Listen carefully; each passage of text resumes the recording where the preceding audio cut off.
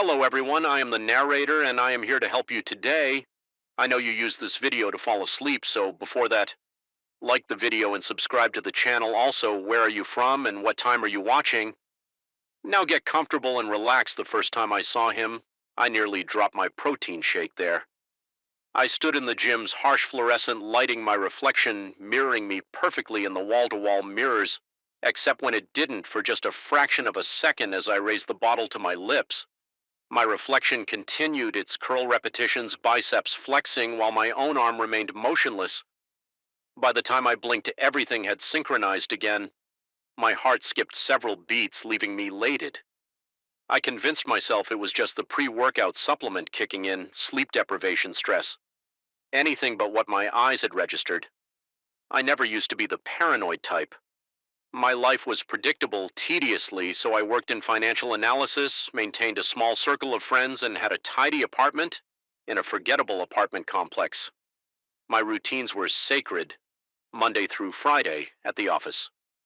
Evenings at the gym, weekends, for errands and occasional social obligations, nothing that would attract attention from anyone, let alone something otherworldly.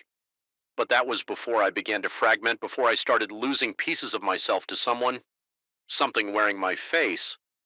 The gym incident was just the beginning. 3 days later, I spotted a man who looked exactly like me across the parking lot outside my office building. He wore the same navy blue suit I had on, the same tortoiseshell glasses perched on his. My nose, when our eyes met, his lips curled into a knowing smile before he disappeared behind a column. My legs nearly gave out beneath me. Sweat beaded on my forehead. Despite the autumn chill, I sprinted across the lot, lungs burning, only to find nothing but an empty loading dock. I began to notice the smell, first my cologne, but stronger. Lingering in places I hadn't been, my bedroom closet wire of it one morning, though I'd applied. None the previous day. The bathroom mirror fogged up while I slept as if someone had taken a shower. Small rearrangements in my apartment, followed books on different shelves. The remote control on the wrong side of the coffee table, my toothbrush mysteriously wet when I reached for it. In the morning, my coworker Allison mentioned the interesting conversation we'd had about cryptocurrency at the water cooler yesterday. The blood drained from my face as I nodded absently, my throat constricting. I'd been in back-to-back meetings all day, never once stopping at the water cooler. She must have noticed my expression because she quickly changed the subject, but the damage was done. Someone wearing my face was walking through my workplace. Having conversations I had no memory of, panic attacks, became my new normal. My chest would constrict without warning, breath coming in shallow gasps, heart hammering against my ribcage like it wanted to escape. I'd find myself hunched over, fingers digging into my thighs, struggling to distinguish reality from nightmare. The worst episodes came at night. I'd wake drenched in sweat, convinced someone was standing in the darkness of my bedroom watching me with my own eyes. I installed cameras in my apartment, one in each room, plus the front door. The first night brought nothing unusual. The second night at 2:17 a.m., the bedroom camera recorded me rising from bed, walking to the kitchen and preparing a sandwich. I had no memory of making. The footage showed me eating it while scrolling through my phone, then washing the dish and returning to bed. Except I'd slept through the night, or thought I had the doppelganger, was becoming bolder. My boss complimented me on the presentation I had supposedly given at the department meeting. A presentation I hadn't prepared or delivered. My neighbor thanked me for helping him move his couch, an event that never happened in my timeline. My mother called to discuss dinner plans we'd apparently made for the following weekend. Photographs provided the most damning evidence. A college friend posted pictures from a bar crawl. I had declined to attend there. I was, arm thrown around his shoulders, beer in hand, grinning widely. The timestamp confirmed it was from last Saturday night, when I'd been alone in my apartment watching documentaries. In the background of the image, partially obscured by revelers, stood another figure with my face watching the camera with cold, calculated eyes. My reflection grew increasingly autonomous. While brushing my teeth, it would sometimes pause to study me, toothbrush hovering near its mouth while mine continued to scrub at the gym. It would perform different exercises entirely, drawing curious glances from other members who clearly saw the discrepancy but were too polite or too disturbed to mention it.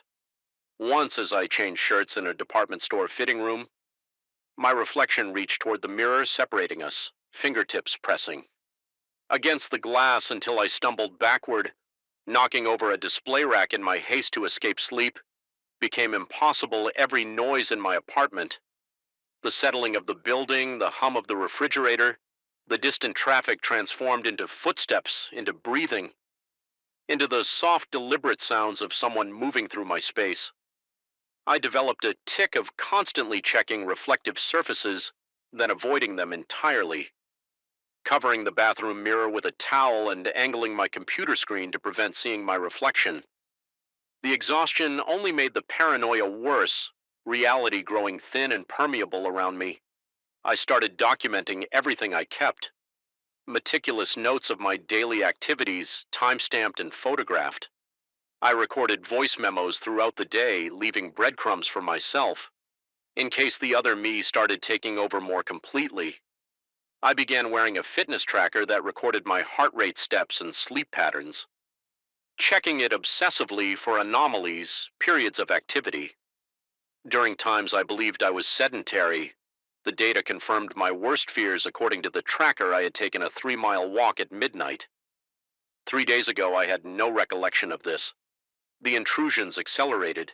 I received a bank statement showing purchases I hadn't made, a coffee shop across town, an online subscription to a service I'd never heard of, a significant withdrawal made in person at a branch I never visited. Email confirmations arrived for job interviews I hadn't applied for. My dating app showed conversations with women I'd never messaged. Something was methodically inserting itself into every aspect of my existence in desperation. I reached out to a former colleague who had left our firm to pursue psychiatric medicine. I carefully explained my situation, describing it as disturbing dreams and lost time rather than a supernatural duplicate. His furrowed brow told me he wasn't buying the sanitized version, but he referred me to a specialist. Anyway, I never made it to the appointment. When I arrived at the office building, the receptionist greeted me by name, checking her computer before informing me my session had been completed yesterday. According to her records, I had spent 50 minutes discussing my dissociative episodes with the doctor. The bathroom at work became my sanctuary, the one place I could hide and collect myself. When the panic threatened to overwhelm me during a particularly bad episode, I splashed cold water on my face, the shock of it momentarily grounding me. As I reached for a paper towel, I noticed something different about the mirror. My reflection stood perfectly still while I moved. Its expression remained neutral as horror bloomed across my actual face. Slowly, deliberately, it raised one finger to its lips, shushing me. My throat closed up completely. I couldn't even scream. "You look unwell," it said, its mouth moving while mine remained frozen in terror. The voice that emerged from its throat was mine, yet not mine. Slightly deeper, more confident. "Perhaps you should take some time off. I can handle things here." I stumbled backward, colliding with the bathroom stall door. My heart thundered so violently I feared it might rupture. The thing in the mirror smiled my smile, but wrong too wide too, knowing "Who are you?" I managed to whisper, my voice cracking. "I'm you."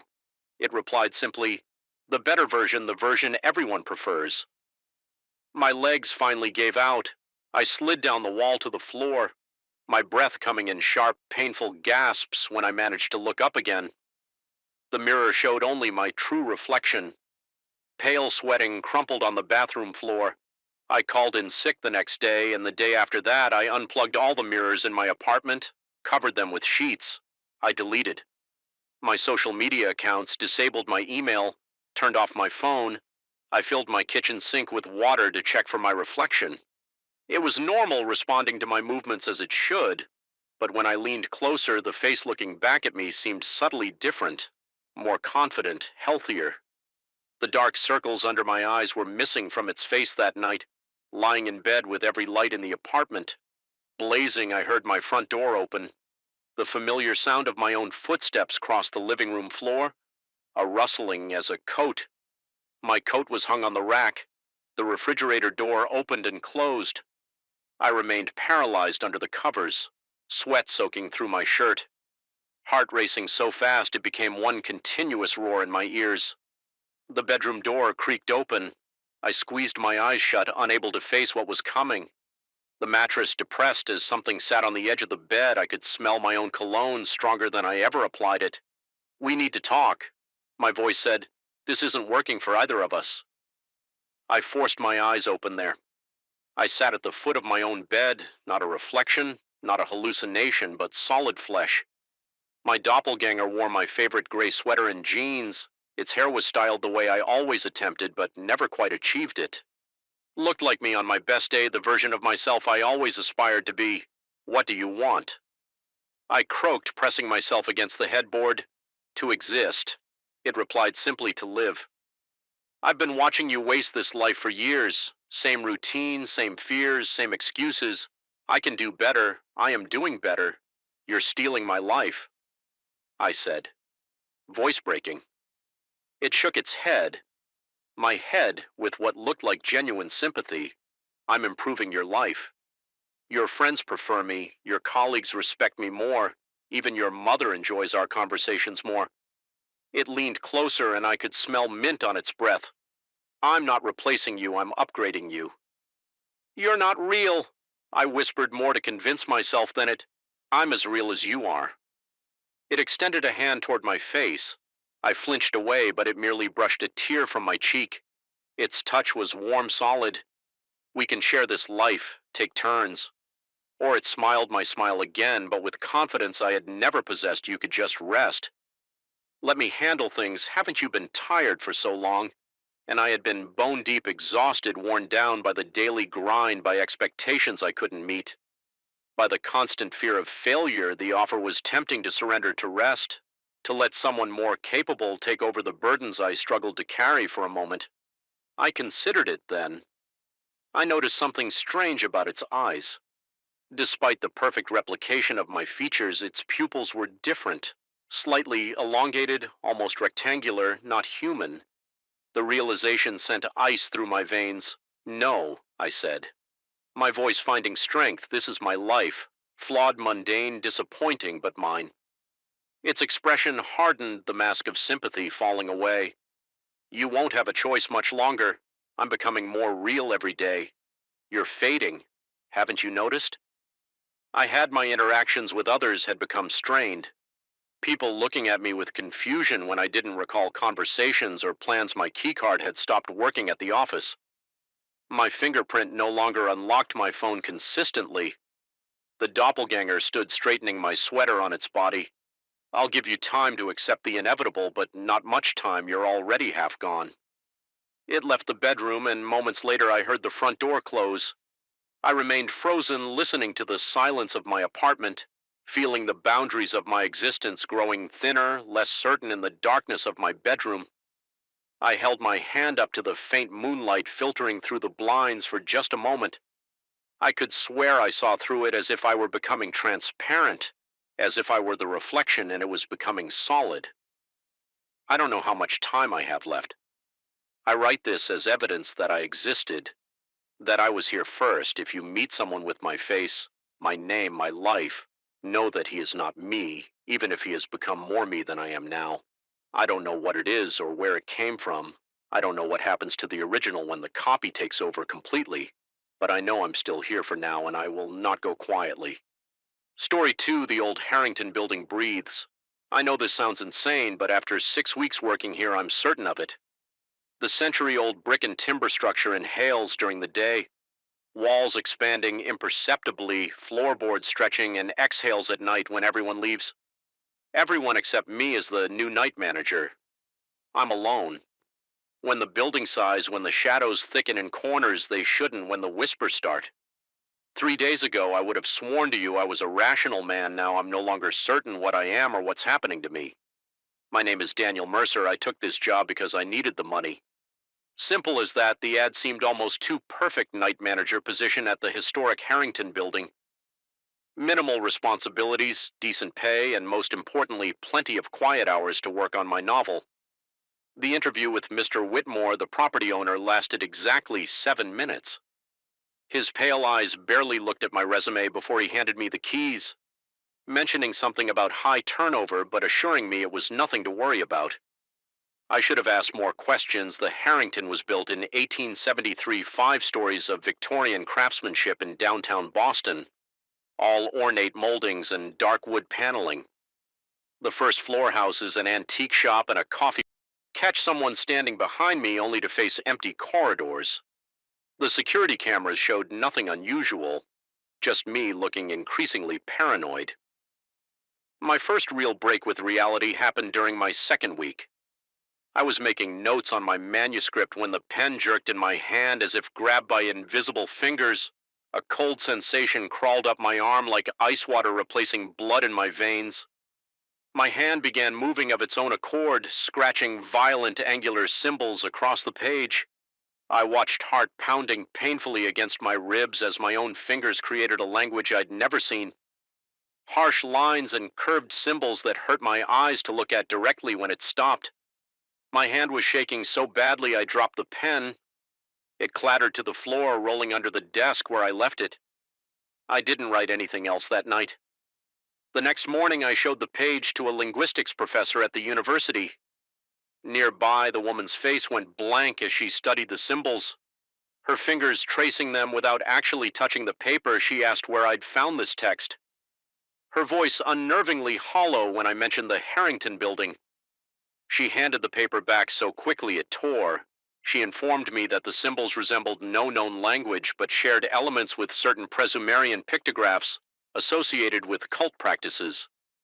She wouldn't elaborate further but suggested I reconsider my employment situation. I crumpled the paper and threw it away on my walk back to my apartment. That should have been enough warning, but I convinced myself there must be a rational explanation. Maybe I'd fallen asleep at my desk and had a vivid dream, or perhaps someone was playing an elaborate prank. I couldn't afford to quit, not with rent due and my savings nearly depleted. The memory lapses started during my fourth week. The first one lasted only minutes. I was checking the lock on the back entrance when my vision blurred and swam the corridor, elongating impossibly before me. My head filled with a low pulsing hum that seemed to vibrate my teeth when my vision cleared. I was standing in front of the fifth floor elevator, my hand pressing against the wall where dark water stains formed concentric circles, like ripples in a pond. 15 minutes had vanished completely. My fingertips were black with some substance that smelled of copper and earth. These episodes grew more frequent and longer in duration. I'd find myself in different parts of the building with no memory of how I got there, sometimes holding objects I didn't recognize, a tarnished key, an old photograph of people with faces scratched out a child's worn leather shoe that I immediately locked in a storage closet and haven't opened since my skin crawled with the certainty that during these blackouts I wasn't alone in my body. The reactions from the daytime employees made things worse.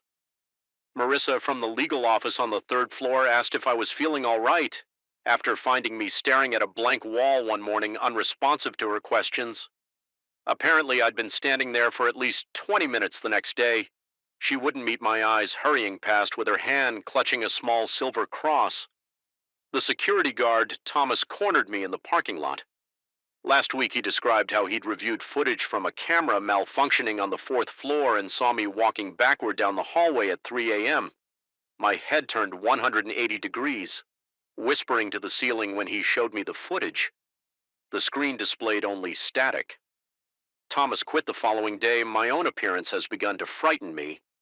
The mirror shows a gaunt face with sunken eyes, skin too pale, movements too jerky sometimes. When I catch my reflection in the polished brass elevator doors, I swear my mirror image hesitates a fraction of a second before mimicking my movements. Yesterday, I thought I saw it smile when I wasn't smiling. The most terrifying incident happened 3 nights ago. I was making my rounds on the second floor when I heard something heavy being dragged across the floor above me. The sound moved deliberately from one end of the ceiling to the other, followed by 3 distinct knocks. The rational part of my brain suggested it might be the building settling or pipes expanding, but the primitive part of me, the part connected to ancient instincts, knew something was moving up there. I forced myself to investigate my flashlight beam. Trembling across darkened offices and conference rooms, I found nothing on the third floor nor on the fourth. The fifth floor, the supposedly empty floor, was locked. As always, I stood outside its heavy oak doors, my entire body vibrating with dread. The brass handle was ice cold against my palm as I tested it. Finding it locked, I should have been relieved. Instead, I pressed my ear against the door. At first I heard nothing, then a soft shuffling like many feet moving across carpet. A low murmur of voices speaking in that same strange language my hand had written. My breath caught in my throat as something on the other side pressed against the door, something heavy and solid. The wood creaked inward slightly. I stumbled backward, my heart slamming against my ribs so hard it hurt. The voices stopped, then a single knock from inside the door, another, a third. Exactly like the pattern I'd heard from below, I ran. My feet pounded down the stairs, sweat pouring down my back. Despite the freezing air, I locked myself in my basement office, pushed my desk against the door, and huddled in the corner until morning. When daylight came, I convinced myself I'd experienced some sort of waking nightmare sleep deprivation and stress. Nothing more, but that night I discovered something that shattered my ability to rationalize while searching old building records for information about previous night managers. I found a hidden compartment in my desk drawer. Inside was a leather journal, its pages yellow with age. The handwriting inside matched mine exactly, not similar, identical, down to how I cross my T's and the slight upward curve of my Y's. The journal detailed the same experiences I'd been having, the same phenomena, the same growing terror. It was dated 1922. The entries described how the writer, a man named Daniel Mercer, had discovered that the Harrington building had been constructed over the foundation of something much older. Something that had been a temple or meeting place for people who worshipped entities that existed in the spaces between walls. In the shadows between moments, the final entry described how Mercer planned to seal the fifth floor permanently and escape the building's influence. The handwriting deteriorated toward the end, devolving into those same angular symbols. My hand had produced the final page contained only one sentence in English. It wears us like gloves. I haven't slept in 36 hours. My hands shake constantly now. Twice today I've caught myself writing those symbols again without realizing it. The building seems to pulse around me, the walls breathing faster, more hungrily. The whispers are constant now. Even when I press my hands over my ears, they're coming from inside my head. I'm writing this account as a warning. I've decided to leave tonight, to walk out and never return. I've placed my resignation letter on Whitmore's desk along with the keys and security codes. I won't even go back to my office to collect my things, whatever exists in this building, whatever has existed here, since before the building itself wants something from me, from us, from all the Daniel Mercers who have worked here. But as I finish writing this, sitting in the coffee shop on the first floor, I feel a familiar coldness creeping up my arms. My vision is beginning to blur. I recognize the signs. Now an episode is coming, one of those lost periods of time. I need to get out now before I find myself at my desk in the basement office. The doors are locked from the inside. My resignation letter sits in front of me, torn to pieces on the wall. Written in what looks like ash are symbols I now understand perfectly. They tell me that I have always been here, that we have always been here, that there is no Daniel Mercer except the one that exists to serve as vessel. The building exhales around me as night falls. I hear footsteps on the ceiling above. They're coming down from the fifth floor. The whispers tell me it's time to open the door. My hands move toward the keys without my permission. Part of me screams to resist, but another part, a growing part, welcomes what's coming after. I've been hosting this entity for longer than I realized. Perhaps not just in this lifetime, but in others. The footsteps have reached the basement. Stairs, something scrapes against the door. 3 knocks in that familiar pattern. My hand reaches for the lock. Maybe I'll become something new. Maybe I always was. The door is opening. Now story 3. The air changed first. One moment I was hiking the familiar Oakwood Trail. The next I was breathing something that felt thicker, as if each lungful carried a subtle weight. I couldn't quite identify. That was my first clue. though I wasn't aware enough to recognize it. Yet the trail looked identical. Same dirt path winding through towering pines, same rocky outcroppings dotting the landscape. But that sky, that impossible wrong sky, glowed with a sickly amber hue that shouldn't exist in nature, like jaundiced skin stretched across the horizon. I checked my watch 2:17 p.m., yet the light filtering through the canopy above suggested the cusp of evening or perhaps dawn, a transitional illumination that belonged to neither day nor night. I've hiked this trail dozens of times. 23 to be exact. I'm methodical that way, keeping count of such things each time I documented the experience in my trail journal: weather conditions, wildlife sightings, notable geological features. Nothing in those meticulous records prepared me for this. Nothing could have. The first anomaly beyond the sky was subtle, a cardinal that flitted between trees ahead of me. I noticed its movement was unusual. The bird appeared on one branch, then instantly on another 10 feet away without crossing the space between my eyes, struggled to track it as if it existed in frames rather than continuous motion. I blamed eye fatigue, dehydration. Perhaps I stopped to drink from my water bottle. The familiar ritual momentarily grounding me in. Normally the water tasted metallic, almost bloody. I spat it out, watching as it seeped into the dirt with unusual slowness. I should have turned back then. Every instinct screamed for retreat, but curiosity, that damned human flaw, pushed me forward. Just a little further, I told myself, just to see what's around the next bend. The temperature dropped several degrees in an instant. No gradual cooling, but an abrupt shift, as if I'd stepped into a walk-in freezer. My breath fogged before me in ghostly plumes that lingered too long in the air, twisting into shapes that almost resembled letters, before dissipating the silence. Hit me next, the absolute absence of sound. No bird song, no rustling leaves, no distant highway noise that normally penetrated even this remote stretch of woodland. The silence had weight presence. It pressed against my eardrums until I could hear only my own heartbeat, unnaturally loud and increasingly rapid. I called out, my voice emerging weak and thin. "Hello, is anyone there?" The words died inches from my lips as if the air itself swallowed them. That's when I first heard it, my name whispered from somewhere behind me. Not English, not any language I recognized. Yet I understood it perfectly. I spun around, finding nothing but empty trail stretching behind me. The whisper came again, this time from my left, then my right, then seemingly from inside my own head. Multiple voices overlapping, speaking in that impossible language that I somehow comprehended. Without knowing a single word of it, they were calling me deeper into the woods. They were warning me to flee. They were welcoming me home. All these contradictory messages simultaneously, each as clear as the next. My temples throbbed with the beginnings of a migraine. My vision blurring at the edges, I stumbled forward, determined to reach the familiar lookout point half a mile ahead. Once there, I reasoned, I'd be able to see the town below, reorient myself. Find my way back to normality. The path began to twist in ways I didn't remember, making sharp turns where I recalled gentle curves each time I rounded a bend. Expecting the lookout clearing, I found only more forest, deeper and darker than before. The trees, dear God, the trees. I'll never forget the moment I realized they were watching me. It started with a strange creaking sound, like old wood bending under stress. I glanced up to see a massive oak slowly rotating on its axis, its trunk contorting impossibly without disturbing its roots.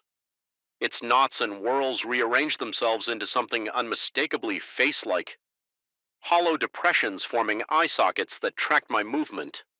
Another tree did the same, then another, until the entire forest seemed alive with these wooden sentinels, their limbs straining toward me, their improvised faces expressing emotions I wouldn't interpret. My rational mind grasped for explanations: hallucination, undiagnosed medical condition, contaminated water from my bottle. None satisfied. The evidence of my senses was too consistent, too persistent to dismiss. My hands trembled as I checked my phone. No service, of course, but also no battery, though it had been fully charged when I started this hike. My watch had stopped at 2:17, its second hand twitching back and forth over the same spot as if trapped in amber. I tried running. The exertion felt wrong, like moving through honey. each step requiring extraordinary effort. My lungs burned, not with the familiar pain of exertion, but with something deeper, as if the air itself was caustic sweat, poured off me cold and viscous, leaving iridescent trails on my skin that reflected that sick amber light from above. It was during this desperate sprint that I first saw my pursuer. Just a glimpse at first, a tall, spindly figure at the periphery of my vision. Each time I turned to look directly at it, it vanished only to reappear at another impossible angle above me, in the branches around a corner I hadn't yet reached, reflected in a puddle where nothing stood to cast such a reflection. I couldn't make out details, just an impression of wrongness. Limbs too long and jointed in places. Limbs shouldn't joint a head that seemed to consist mostly of vertical opening, like a mouth frozen mid-scream. I felt my ankle twisted on an exposed root, or did the root raise itself to trip me on hands and knees? I raised my head to find the entity standing directly before me, no longer hiding in peripheral vision. Its form made no anatomical sense, segments of it existing in contradictory perspective, simultaneously as if assembled from multiple camera angles of the same impossible being. It had no eyes that I could discern, yet I felt seen not just externally, but internally, as if it was examining not just my body, but the very architecture of my consciousness. My mouth dried instantly. My heart hammered so violently I feared it might tear itself from my chest. A high-pitched keening filled my ears, which I realized with horror was coming from my own throat. I scrambled backward, fingernails breaking as they clawed at the dirt and stone. The thing spoke my name again in that language I shouldn't understand it. Told me I had crossed a threshold few humans ever find, and fewer still recognize when they do it. Told me reality is not a solid thing, but a consensus, a shared agreement, and that I had wandered into a place where different rules applied, where different beings had formed their own consensus about how existence should operate. It told me I was a visitor, but could become a permanent resident. If I accepted certain changes to my fundamental nature, I managed to ask through lips numb with terror, what would happen if I refused? The entity made a sound like stone grinding against stone laughter. I realized with a fresh wave of revulsion the forest itself seemed to laugh with it. Trees swaying in a wind, I couldn't feel their wooden faces contorting in mirth. The ground beneath me softened, began to part, like lips preparing to swallow me whole. In desperation, I lunged past the entity, finding my feet again and sprinting deeper into the forest, away from the trail, away from any hope of finding my way back, driven purely by animal terror. Time lost meaning. I might have run for minutes or hours. The amber light never faded, maintaining that eternal dusk-dawn quality. Occasionally, I'd spot landmarks I recognized from earlier, the same distinctive rock formation, the same fallen log, suggesting I was moving in circles. Despite my best efforts to maintain a straight course, the whispering voices grew more numerous, more insistent. The trees continued their impossible contortions to watch my progress, and always my pursuer would appear and disappear at random intervals, sometimes ahead of me, sometimes behind, sometimes impossible distances away, yet completely distinct sometimes, so close I could feel a coldness radiating from it. My strength began to fail. My legs burned, my lungs heaved, my vision tunneled. I collapsed against a tree trunk, immediately regretting it when I felt the wood shift against my back, molding itself around me in a grotesque embrace. I pushed away, stumbling into a small clearing I hadn't noticed before. In the center stood a simple wooden door frame, just the frame. No door, no surrounding structure, standing erect as if built there, though it clearly wasn't attached to anything through it. I could see the normal trail, the normal sky, the normal forest. I had started in salvation just steps away. I approached cautiously, suspecting a trap. The entity appeared beside the doorframe, its impossible geometry somehow even more pronounced now, as if it was struggling to maintain any semblance of three-dimensional form.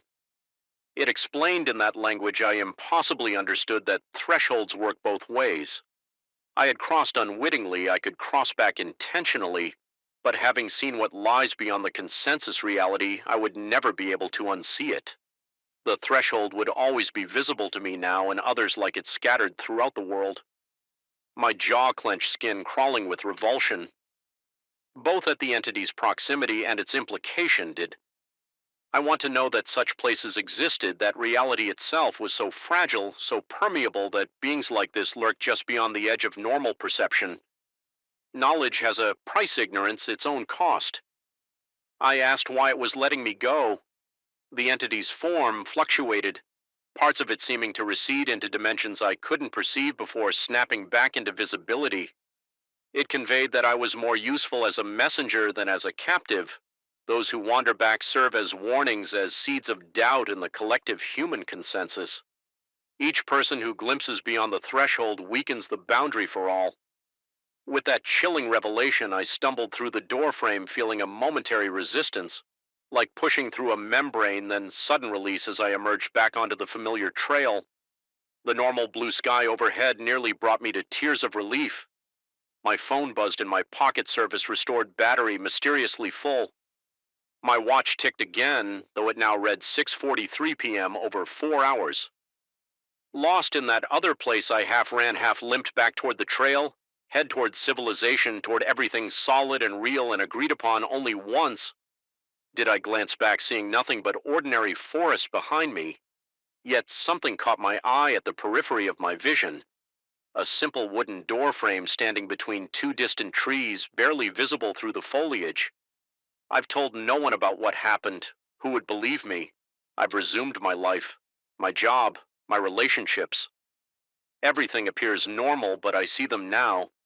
Thresholds everywhere in the corner of my basement where the shadows never quite disperse in the space between. Two buildings downtown that seems deeper than it should be in the peculiar arrangement of trees in the park that frames emptiness in a very specific way. Doorways to elsewhere, hiding in plain sight. Sometimes in quiet moments, I hear the whispers again. That language I shouldn't understand calling my name, inviting me back. Sometimes I catch glimpses of watchers at the corner of my vision, gone when I turn to look directly. Sometimes I wonder if I truly escaped, or if that's simply what they wanted me to believe. And sometimes, God help me, I find myself drawn to those thresholds, wondering what other realities might lie beyond them. What other consensuses exist alongside our own knowledge? Once gained creates its own terrible hunger. The entity knew this. Perhaps that's why it let me go. I keep this journal now as a warning, though I don't know who I'm warning or why. If you found it and are reading these words, then perhaps you too have glimpsed beyond a threshold. Perhaps you too now see the doorframe standing where nothing should stand. Perhaps you too hear the whispers. If so, I have only this advice: when something inside you begins to yearn for that amber light, when the whispers start to make a terrible kind of sense, run toward the solid, the agreed upon, the consensus reality we all share, because I'm not sure how much longer I can resist the call to step through once more. And next time, I don't think I'll be allowed to return. Story 4, a damp, stale odor assaulted my nostrils the moment I stepped onto the cracked sidewalk that night, as though the very air in that deserted part of town was weighed down by something rotten. Every shadow across the street seemed to shift slightly whenever I looked away, as if unseen eyes were tracking my every move from the corner of my vision. I caught a flicker, just a passing figure, I told myself, but my pulse already pounded in my ears, making it difficult to focus. I'd come here, despite my better judgment, to buy a pair of tickets from a stranger whose appearance seemed to change each time we met.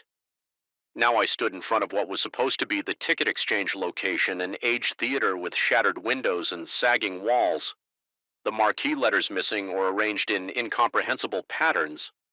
It was then, in that moment of oppressive silence, that I knew I had made a profound mistake. I remember the adrenaline rush coursing through my veins when I first saw that online listing, hard to find tickets.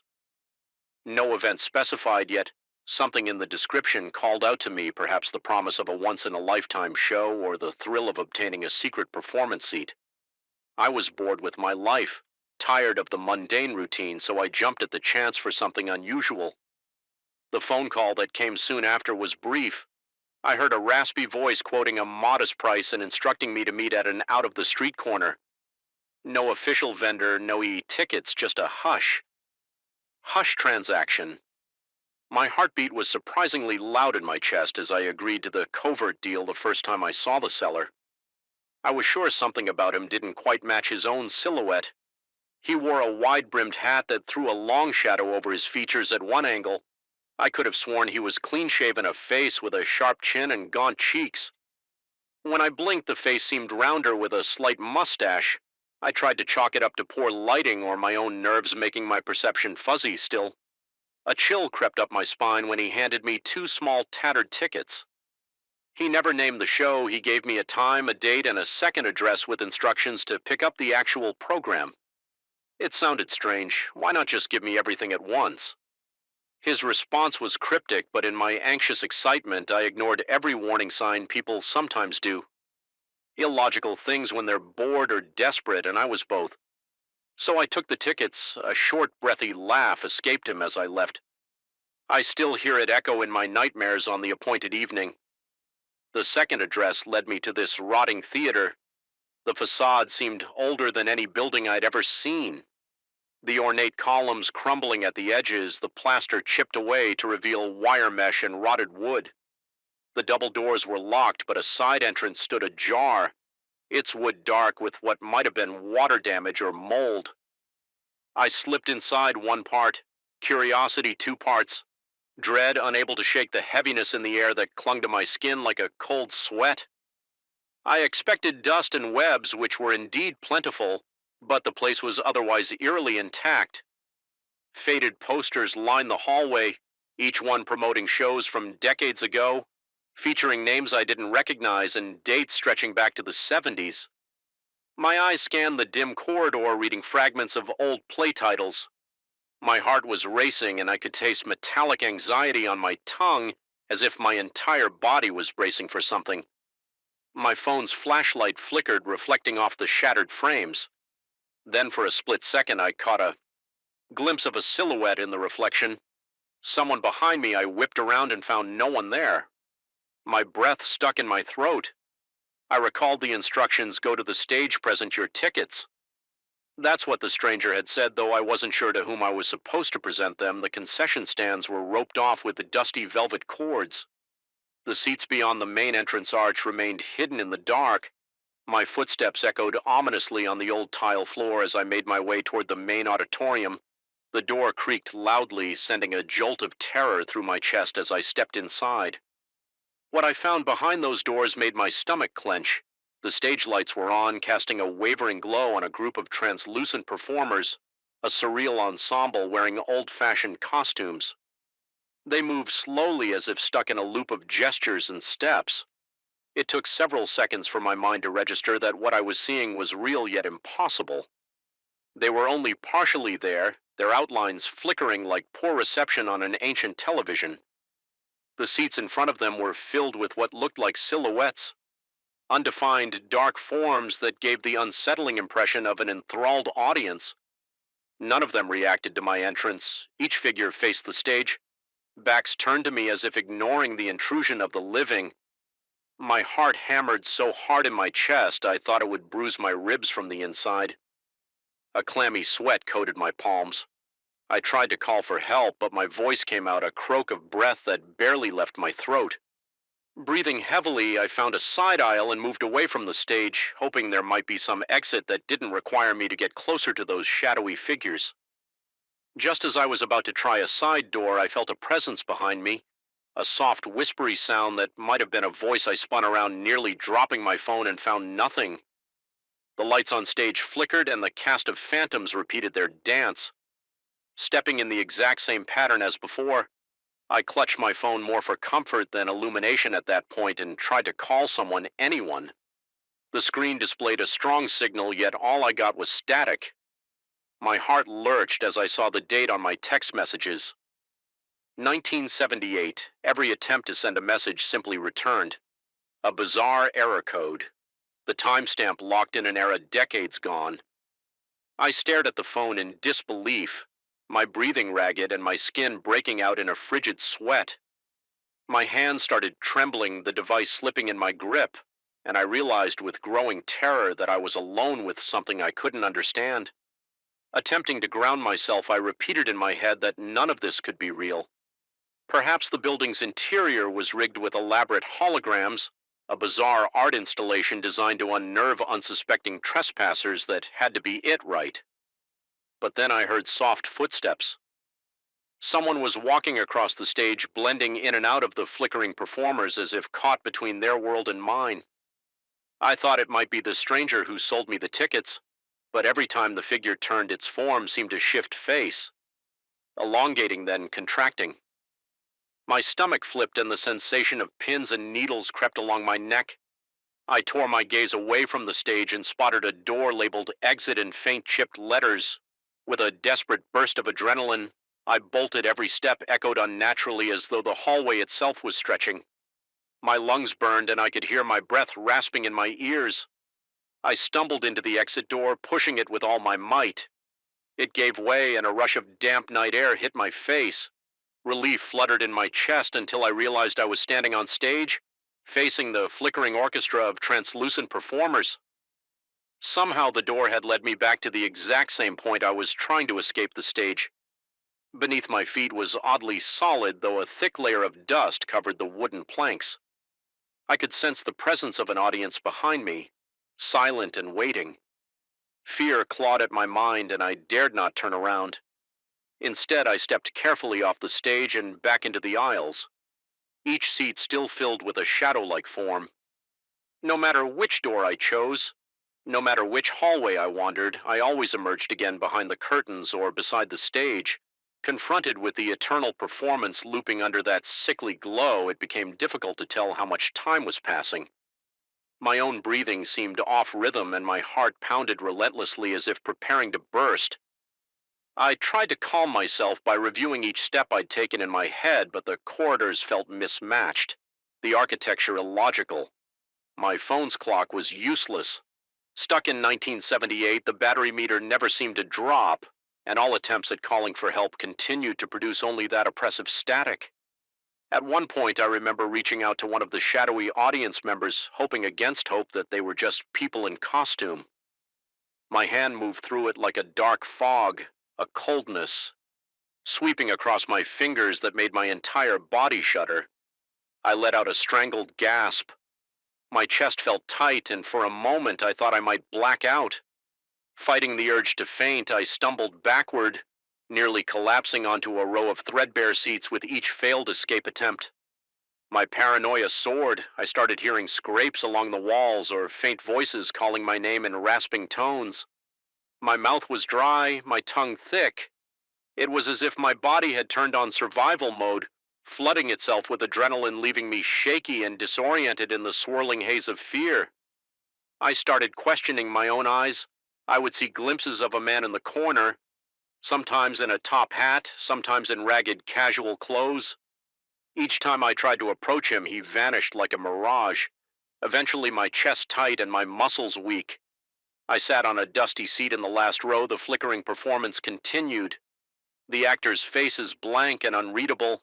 Their movements had a tragic grace, a repetition that felt both mesmerizing and sickening.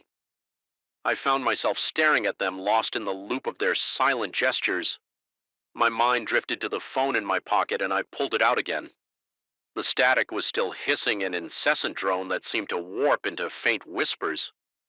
If I listened too long, then I remembered the text messages and decided in a moment of half-delirious curiosity to send one to a friend I knew would be home. I typed something along the lines of, "Help me, I'm stuck in an old theater." The sent timestamp read August 14th, 1978. I stared at it, the letter shimmering like a relic from a different life. Then the phone vibrated. A new text message appeared. It was from an unknown number, also dated 1978. The content nearly illegible, jumbled letters with random punctuation.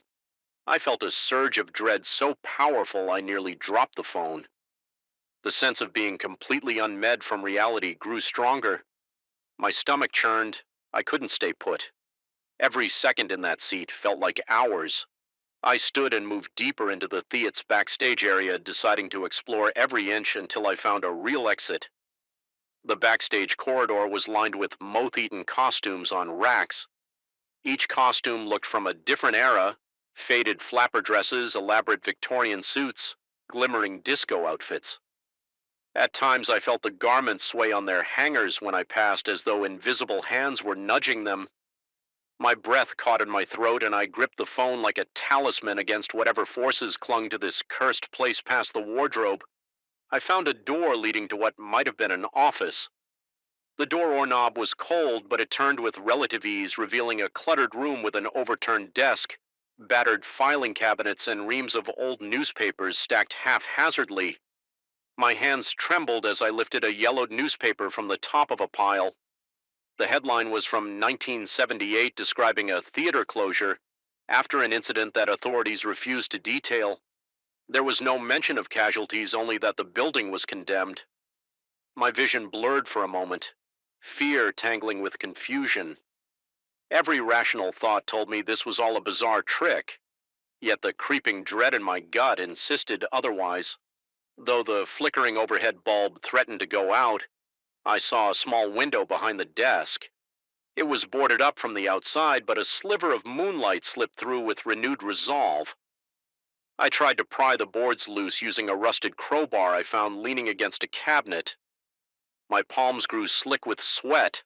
As I exerted every ounce of strength, the boards refused to budge, and the faint illumination disappeared, replaced by a swirling darkness that formed shapes at the edge of my vision. My arm shook, and I lost my grip on the crowbar, the clang echoing unnaturally in my peripheral vision. I noticed the silhouette again, the man who had sold me the tickets. He was standing behind me in the shadows, still changing shape. I heard a faint voice, a soft mocking laughter that made my skin prickle. A surge of primal terror spurred me into running. Battered though I was, I burst from the office into another series of corridors. Every so often, a flicker of that same stranger's face appeared in the far corner, a reminder of his shifting form.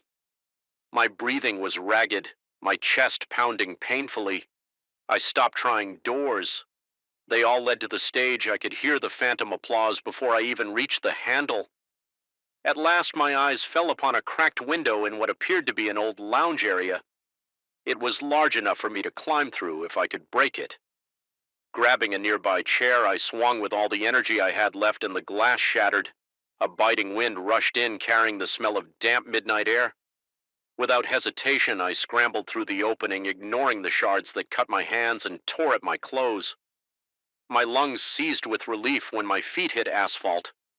I bolted away from the theater, not stopping until I reached the main road. The building receded behind me like a looming specter, its broken windows glaring in the moonlight. I collapsed onto the curb, panting, my heart beating a wild rhythm. My phone beeped again, startling me, but this time the static was gone. The screen showed the correct date.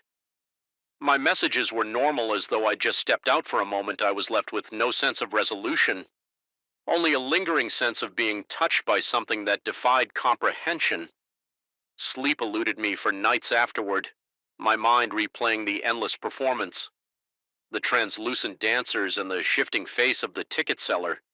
Even now, I can't decide whether I escaped that cursed place in truth, or if part of me remains trapped within its labyrinthine halls.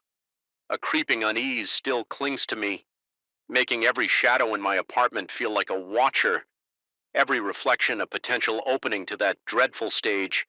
And so I live with the knowledge that some doors once opened never fully close. There's an aftertaste of otherworldly dread that follows me wherever I go. The memory of that theater haunts the corners of my dreams, filling me with the inescapable certainty that no matter how many times I tell myself I'm free, I can still sense the hush of an endless crowd, the flicker of phantom lights, and the silent repetition of a performance that never truly ends.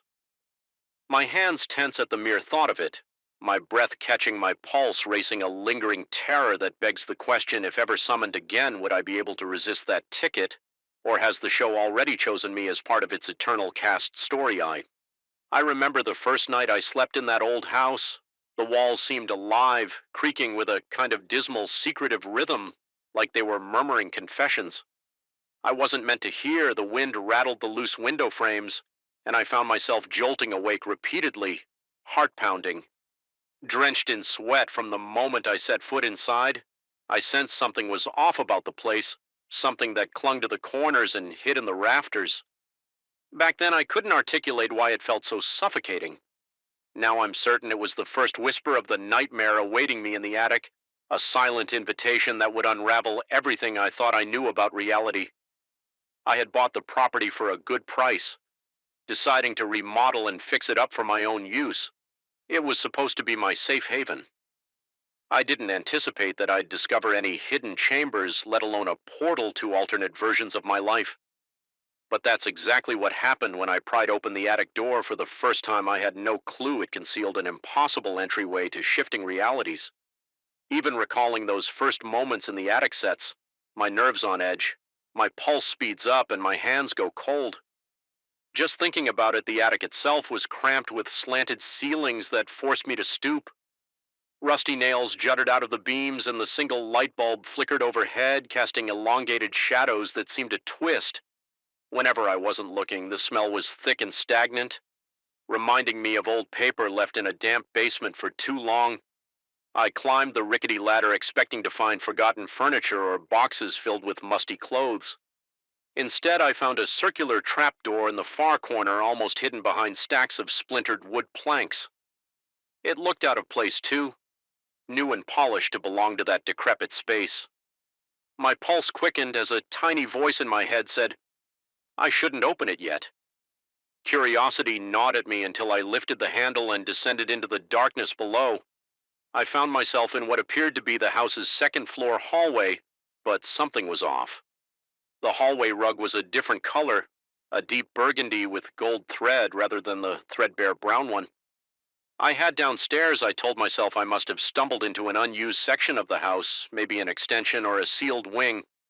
But my rationalizations didn't hold up when I noticed that the paint on the walls looked fresh. My entire body tensed, my breathing became shallow, and a slick layer of sweat formed on the back of my neck. I tried to calm my heartbeat by counting backward from 10, but I only made it to 7 before I spun around to retrace my steps, only to find that the ladder I had just climbed was gone. A surge of panic turned my legs wobbly. My throat felt parched.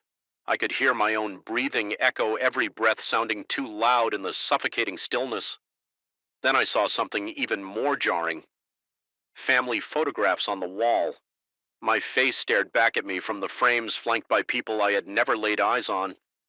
My chest constricted. I couldn't recall these strangers yet. There I was, beaming in each picture, apparently living a life that wasn't mine. Terrified, I staggered through that unfamiliar hallway, nearly stumbling over a pair of shoes left by a door. The old wood creaked beneath me, and each footstep sounded magnified, like the house wanted to broadcast my presence to something lurking. At last, I found a staircase, dashed down, and burst into what should have been my living room, except the furniture was rearranged. My couch, once against the window, stood in the center of the room. The wallpaper was a pattern I'd never seen before. The strong odor of bleach hung in the air. I felt dazed, and icy pressure weighing on my chest. My thoughts raced in circles. I was in my house, and yet I wasn't, with trembling hands.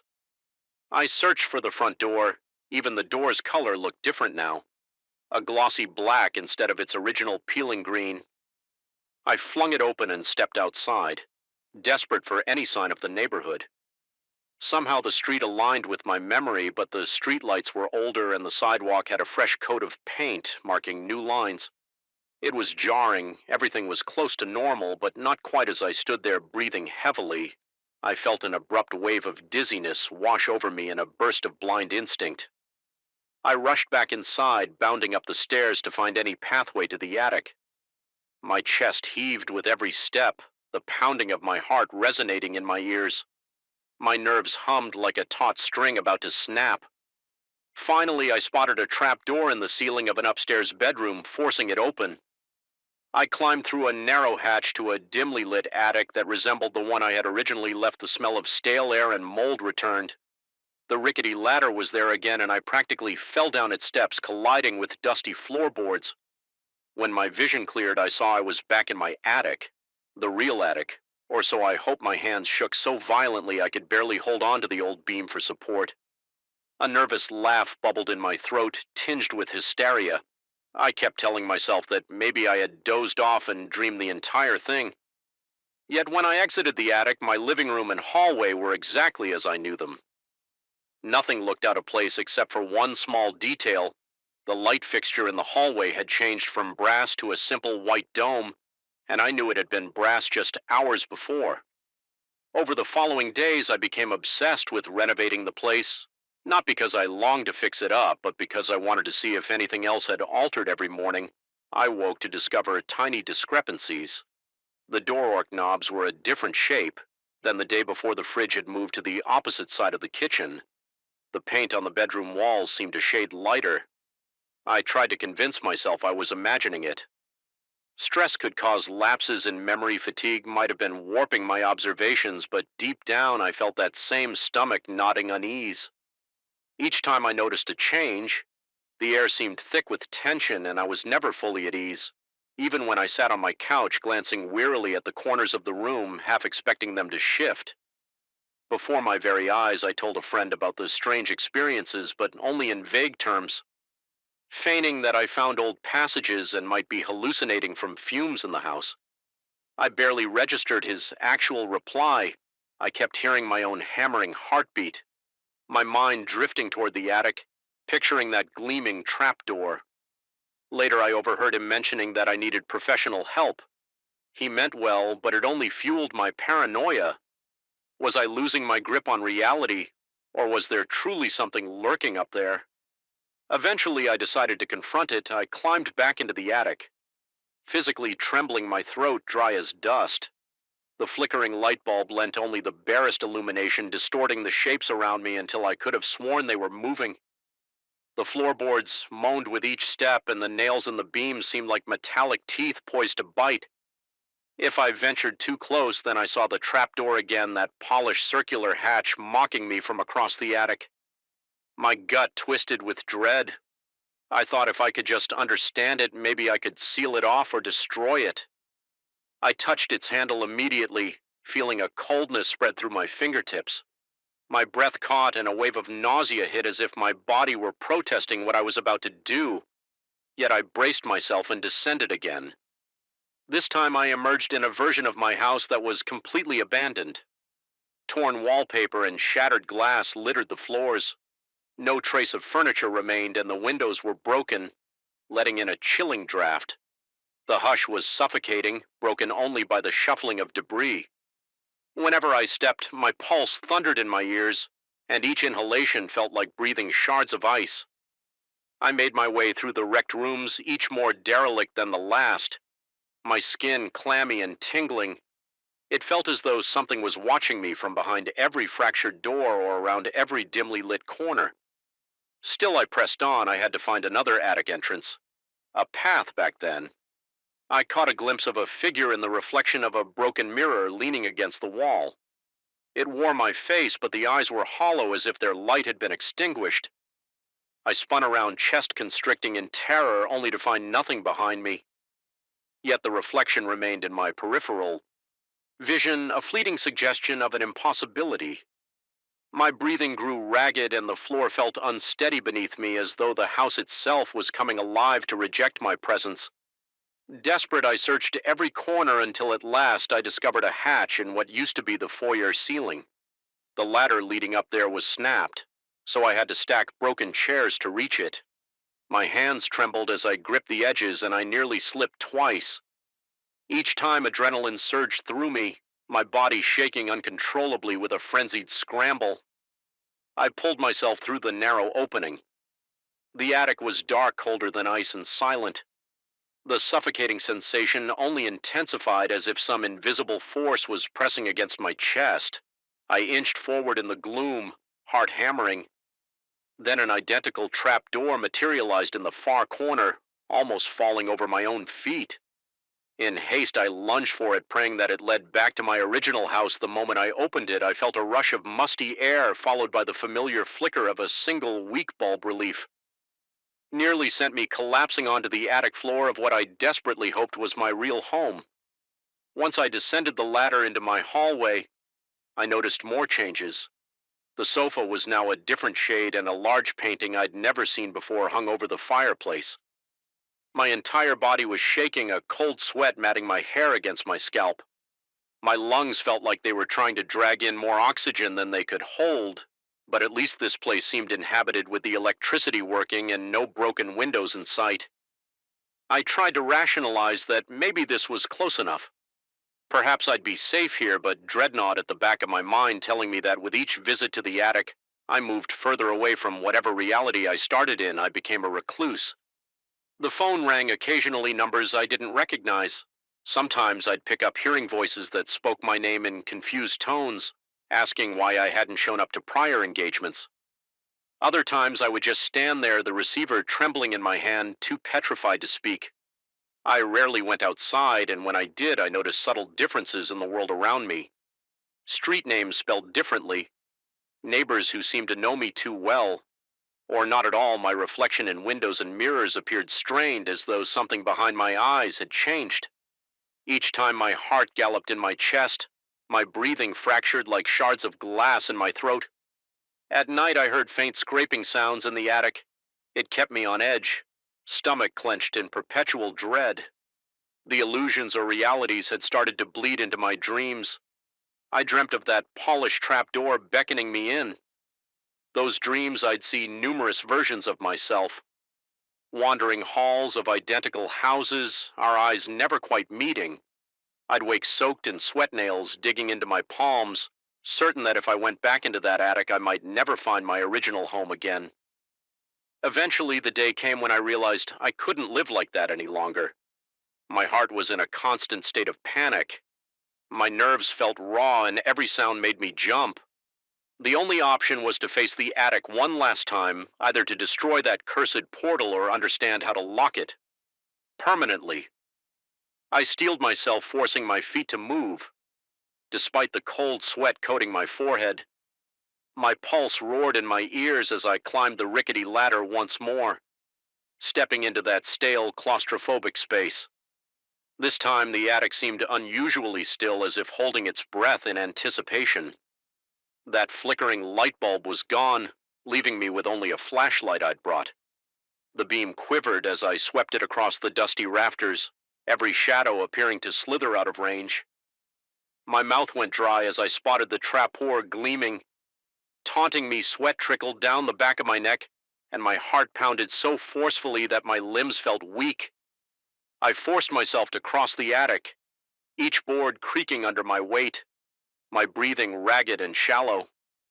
I was certain something was watching me, but I couldn't see it, only sense an uneasy presence shifting in the darkness. When I placed my hand on the trapdoor handle, a wave of dizziness rolled through me. My legs nearly gave out, but I clung to a beam until the nausea subsided.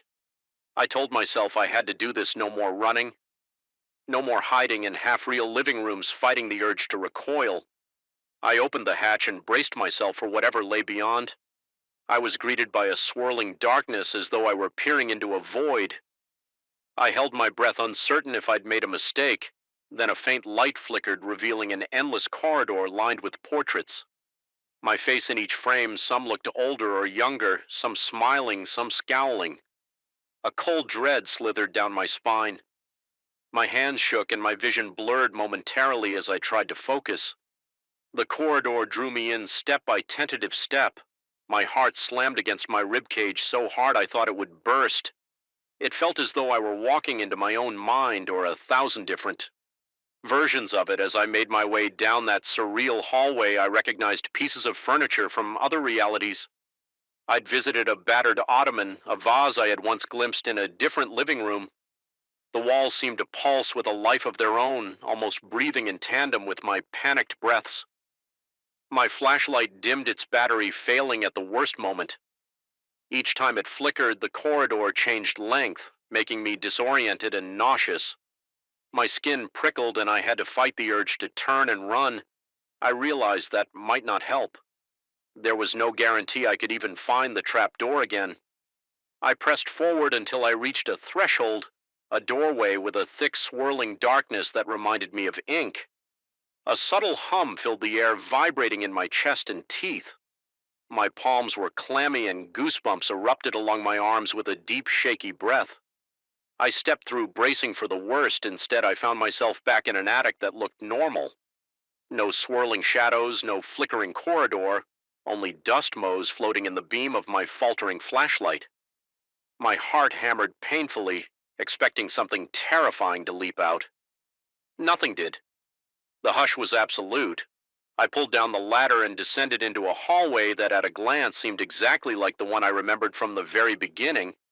The scuffed flooring, the peeling wallpaper, the brass light fixture. My living room was arranged as I'd originally placed it with my old couch and the faded rug. Even my fridge was back to its usual spot in the kitchen. I took a moment to test the light switches.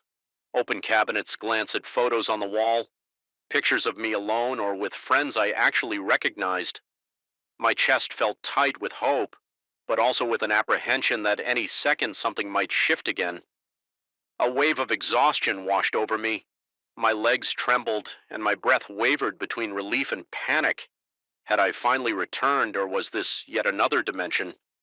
With differences I hadn't noticed yet, the tension in my body felt coiled and ready to snap. My eyesight seemed to blur at the edges. I went to a mirror, half dreading what I might see. My reflection stared back, matching my every exhausted move, eyes bloodshot, but undeniably my own that was weeks ago. Since then, I've boarded up the attic door with planks and nailed them in place, layering them with heavy insulation and sealing every gap. Some nights I still hear faint scratching up there like fingernails running across wood, or maybe just my imagination fueling leftover paranoia. My pulse still speeds up whenever I recall the swirl of shadows or the echo of footsteps in abandoned hallways.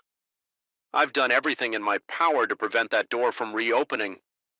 The changes in my home have stopped for now, but every so often I notice a tiny shift, a photo angled differently, a light bulb that seems replaced, and my stomach twists in cold anxiety. There are moments I question if this place truly is the original. My reflection looks right enough. My memories mostly align, and my friends treat me as though everything's normal.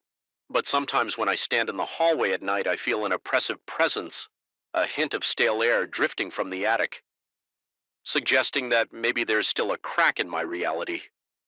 My heart will pound and my throat will tighten as if warning me not to investigate.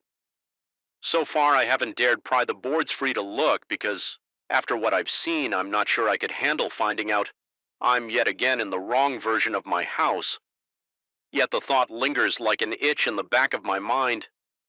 What if this is not my home, but merely the closest approximation? What if the real place lies across that dimension? I glimpsed, sealed off behind swirling darkness. Sometimes I feel compelled to smash those boards open and search for a final truth, but fear keeps me rooted in indecision. My heart races at the mere notion of climbing that creaking ladder once more. Maybe this is my home, maybe it isn't. All I know is that the attic remains up there silent and watching, harboring that dimensional passage with infinite variations of my life, and I can never be sure when I wake in the morning and place my feet on the floor if the ground beneath me belongs to the world where I truly began. Story 6, I remember the moment my flashlight's beam first cut through the murk of the forest, like a surgical tool revealing only half-truths and twisted shadows. The air clung to me as though it were alive, pressing against my clothes, cold and stale. Something in the silence felt off like an unheard melody just out of tune. Even the distant hoot of an owl made my spine tingle instead of comforting me. I had come here for a photography expedition, eager to capture the wild beauty of this place. But the forest greeted me with a hush that promised more than just stillness. It felt as if the trees were standing sentry to secrets far older than I could imagine. And when I took my first photograph, I realized I was capturing something deeper than the forest canopy. I was stepping unknowingly into a domain where nature looked back. I was alone with my camera, an experienced photographer seeking new challenges. But the deeper I ventured, the less certain I became of my own purpose. My heart would jolt at the crunch of leaves underfoot, every tiny sound magnified by the suffocating hush. My breath turned shallow whenever the wind picked up shifting branches like long bony fingers. Overhead, I tried to reassure myself that it was nothing more than the typical anxiety of a person traveling alone through dense wilderness. but a prickling sensation along my forearms told me I was under observation, or worse, under judgment. That night I made my first camp near a small clearing. The ground was soft with decaying pine needles, and the air smelled of sap and damp earth. I tried to settle my gear, the repeated click and snap of buckles and straps echoing out of place. An uneasy tension settled in my stomach. My pulse accelerated at the slightest noise, and my mind latched onto fleeting shapes that turned out to be mere illusions. Yet even illusions carried a weight that refused to disperse. I recall waking in the middle of the night, the darkness so complete I nearly forgot I had eyes. My heart hammered against my ribs and sweat slicked my temples. Despite the cold silence reigned no wind, no insects, nothing. It was as though the entire forest held its breath. I blinked in confusion, feeling as though a presence watched me from the edge of my campsite. Something primal within me screamed that I was not alone. I fumbled for my flashlight, but it slipped from my sweaty grip, bouncing on the ground with a dull thud by the time I retrieved it and shone it around. Nothing was there, only the constant press of silent trees and a swirl of fog that licked the earth like a slow, wavering tongue. The next morning I ventured deeper, determined not to let fear dictate my exploration. I trudged through thick undergrowth each step, accompanied by the steady crunch of debris beneath my boots. The longer I hiked, the more I noticed patches of vegetation bending in odd ways. Moss and vines seemed to stretch across paths as though intentionally hindering my progress. My throat felt perpetually dry. I tried to rationalize it. This forest was just unfamiliar. I was just overthinking. But rationality frayed around the edges when I found massive footprints, a shape that might belong to a bear, but larger than I had ever seen. The prints were fresh, the damp soil still springy at the edges. My heart pounded. I felt a stinging sensation behind my eyes. The onset of panic I desperately tried to suppress. I assured myself that wild animals were part of nature as long as I maintained distance and respect. I would be safe. Still, my hands shook when I tried to photograph the tracks. My breath rasped in my throat, and I realized I'd been holding it in short bursts no matter how many times I convinced myself of my safety. A creeping dread coiled in my stomach later that evening as the sun slid behind twisted boughs. I saw it large and imposing. A bear stood on the crest of a low slope about 20 feet away. Its fur was dark, its posture unnaturally still. My blood seemed to freeze in my veins. I wanted to run, but every muscle in my body tensed to the point of paralysis. I locked eyes with the beast in that moment. I felt a presence in my mind, not a sound, but a sensation, a pressure. My breathing turned shallow. My lips trembled, but I perceived a voice, or rather a thought, communicating that I had wandered into a sacred place. My heart thundered with a mix of awe and terror. I heard in my head that this bear was more than just an animal, that it was the spirit guardian of these ancient woods. It showed me glimpses, flashes of possible futures where the forest thrived under human respect or fell to ruin under greed. My skin erupted in goosebumps, a chill raking across my entire body. The bear's eyes glowed with an otherworldly light, and I could barely keep myself steady. I thought I would faint.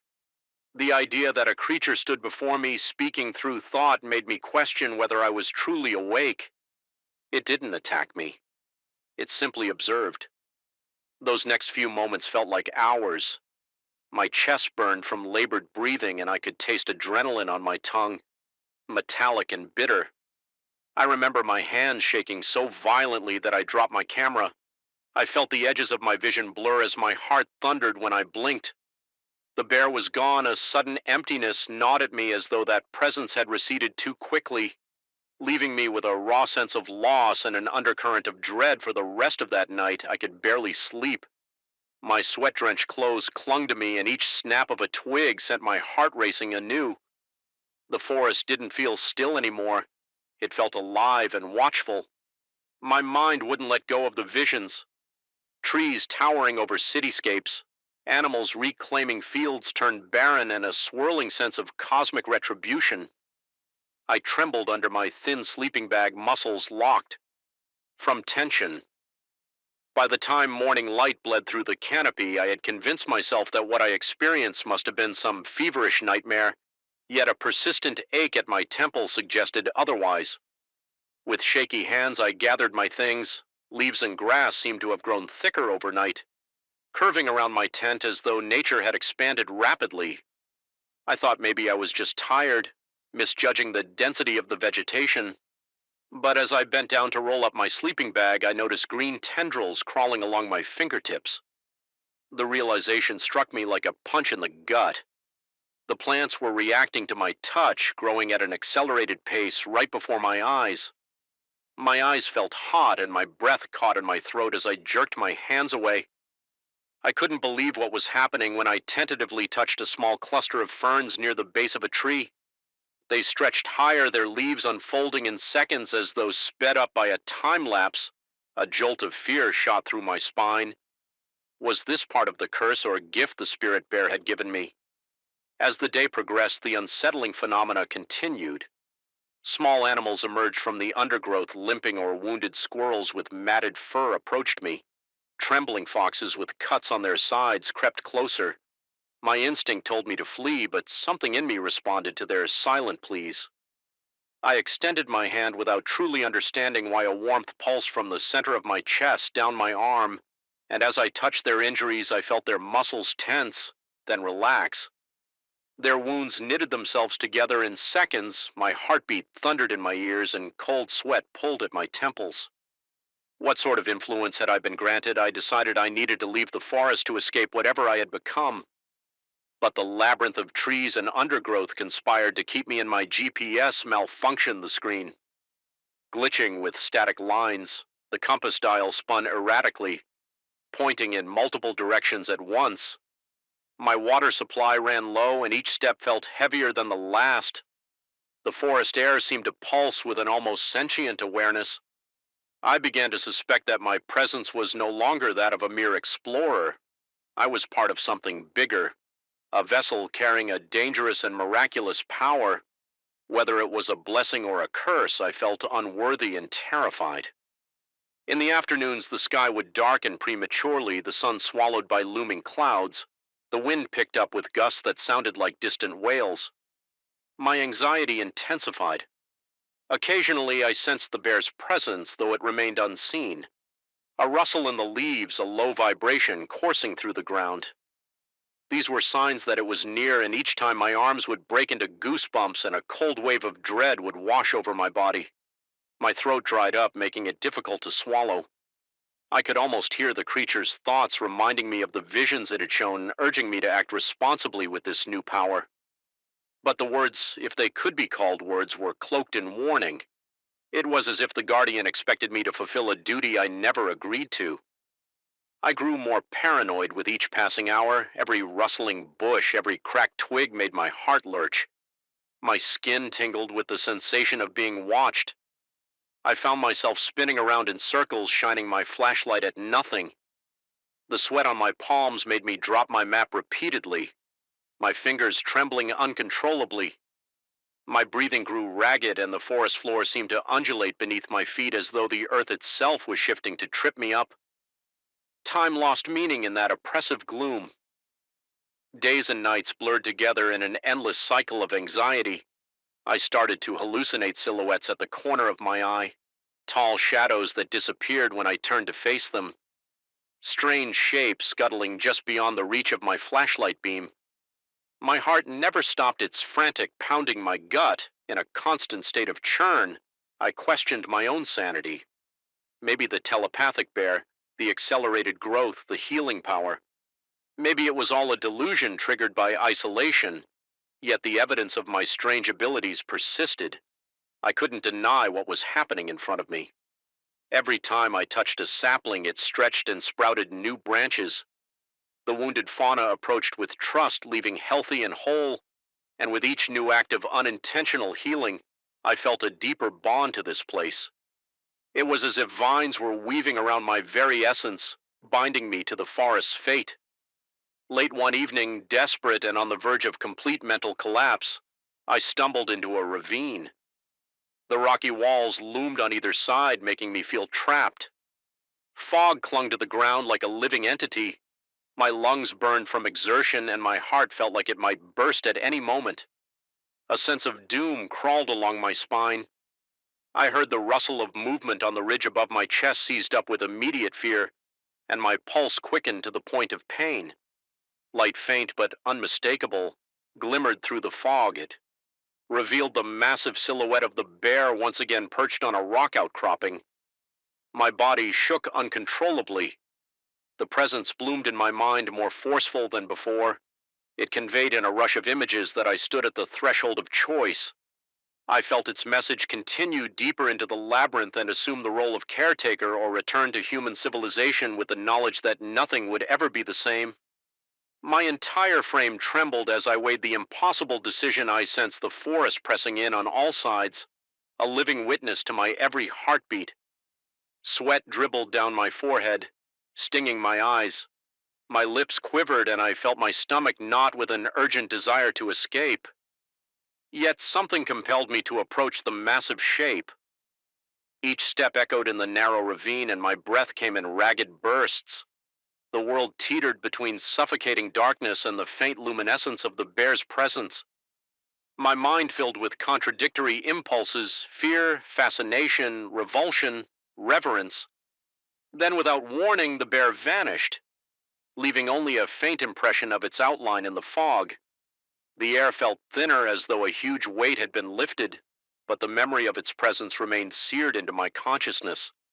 My stomach churned and my thoughts reeled as I tried to process what had happened in that final moment. The bear's voice or thought had insisted I remember the possibilities it had shown me. It wanted me to carry that burden, to decide what would become of these woods. I sank to my knees in the damp soil, gasping for air that refused to fully fill my lungs. After regaining some composure, I clutched at the rock wall and climbed out of the ravine. My limbs felt like lead and every muscle in my body ached, yet I pressed on, guided by a fleeting hope that I might find the edge of this haunted sanctuary. Hour after grueling hour, I navigated tangled thickets and overgrown trails. My heart thumped with the fear that the forest might never release me, but eventually the trees thinned. Weak sunlight filtered through a break in the canopy. My legs quivered when I stumbled onto a dirt road. The first sign of humanity I had seen in days. Relief and dread battled inside me. The realization slamming into my chest that although I had escaped the suffocating clutches of the forest, I carried something of it with me. Now my clothes were torn and covered in moss. My skin was etched with tiny scratches, and a disturbing sense of empowerment lingered in my veins. When I finally reached a small outpost, I noticed that wildflowers sprang up where I placed my hands on the ground. The images of that towering bear, the telepathic warnings, and the future visions refused to leave my mind, even when surrounded by the relative normalcy of people. My heart still raced, as if anticipating something ominous in the coming weeks. Animals with injuries somehow found their way to me. No matter where I went, my fingertips still carried that strange heat compelling me to heal. And every night I drifted into uneasy sleep, haunted by the forest's silent vow: I am forever changed. My nightmares are laced with the guardian's unblinking stare, with vines tangling around my wrists, pulling me back into the humid darkness. I feel the earth's pulse beneath my feet, a burden and a gift that will never leave me and always just beyond the edge of my consciousness. I sense that old spirit's presence. Perhaps the forest chose me, or maybe it doomed me. Either way, I can't escape the hum of hidden magic coursing through my blood. That suffocating hush has followed me into my everyday life, a persistent, voiceless reminder that I have been bound to something far greater and far more terrifying than I ever wanted to know. Story 7, I could feel the dread the moment I stepped into the office that evening, an almost chemical thickness in the air that clung to my skin and made my lungs hesitate. The overhead lights buzzed quietly, casting awkward shadows on the walls.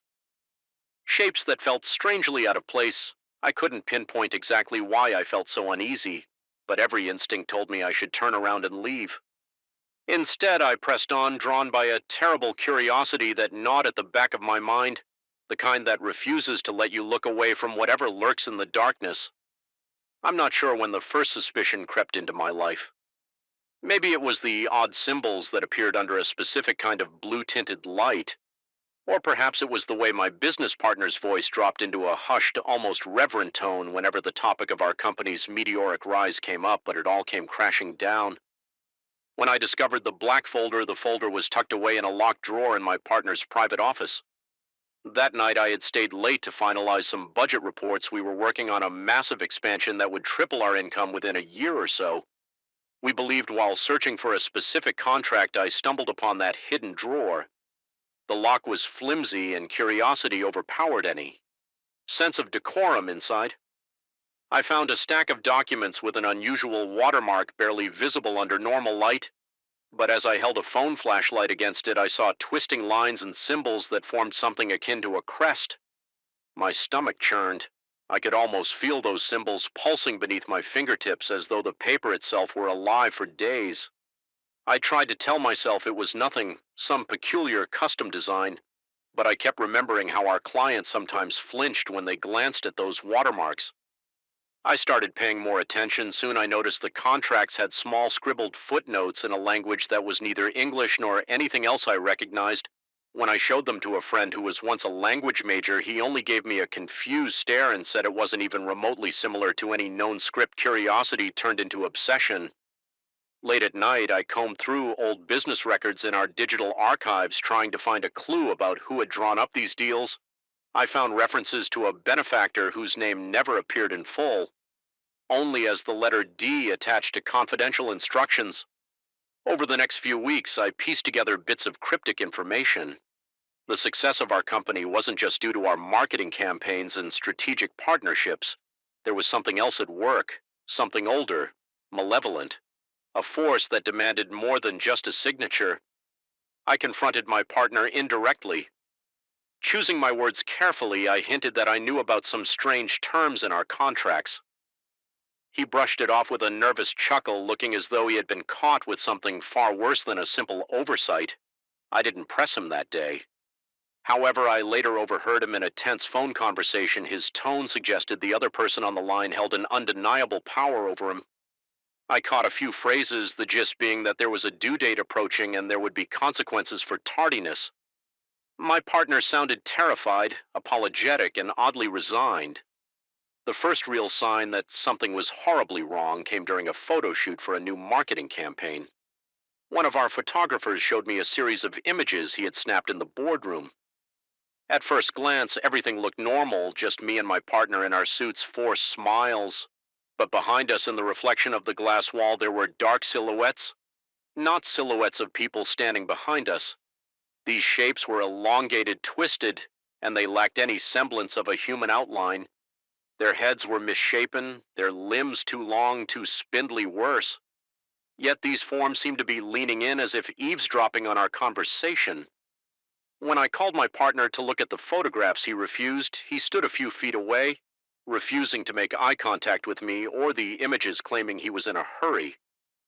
That evening, I studied those pictures alone in my office, heart pounding with every flick of the arrow key on my keyboard. The shapes seemed to move closer as if captured in mid-approach. I thought I was losing my mind, but no matter how many times I blinked, the shapes were still there. I had the strangest feeling they were watching me. Even through the photograph, the next few days were a blur of anxiety. I wasn't sleeping, could barely eat. I started seeing flickers of movement in my peripheral vision, a black form darting behind a piece of furniture, a faint whisper of something brushing by me in the hallway.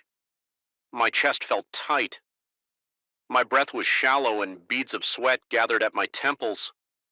Whenever I had to review more contracts, I was convinced the symbols on those pages were shifting under the light, rearranging themselves into new shapes. Whenever I looked away, my partner, meanwhile, had grown more distant. He avoided me at every opportunity, deflecting any questions with one-word answers delivered through clenched teeth. One particularly long night, I dreamt of that watermark. It morphed into a gaping M with rows of impossibly sharp teeth. In the dream, the paper itself wrapped around my arms, pulling me into that black mouth.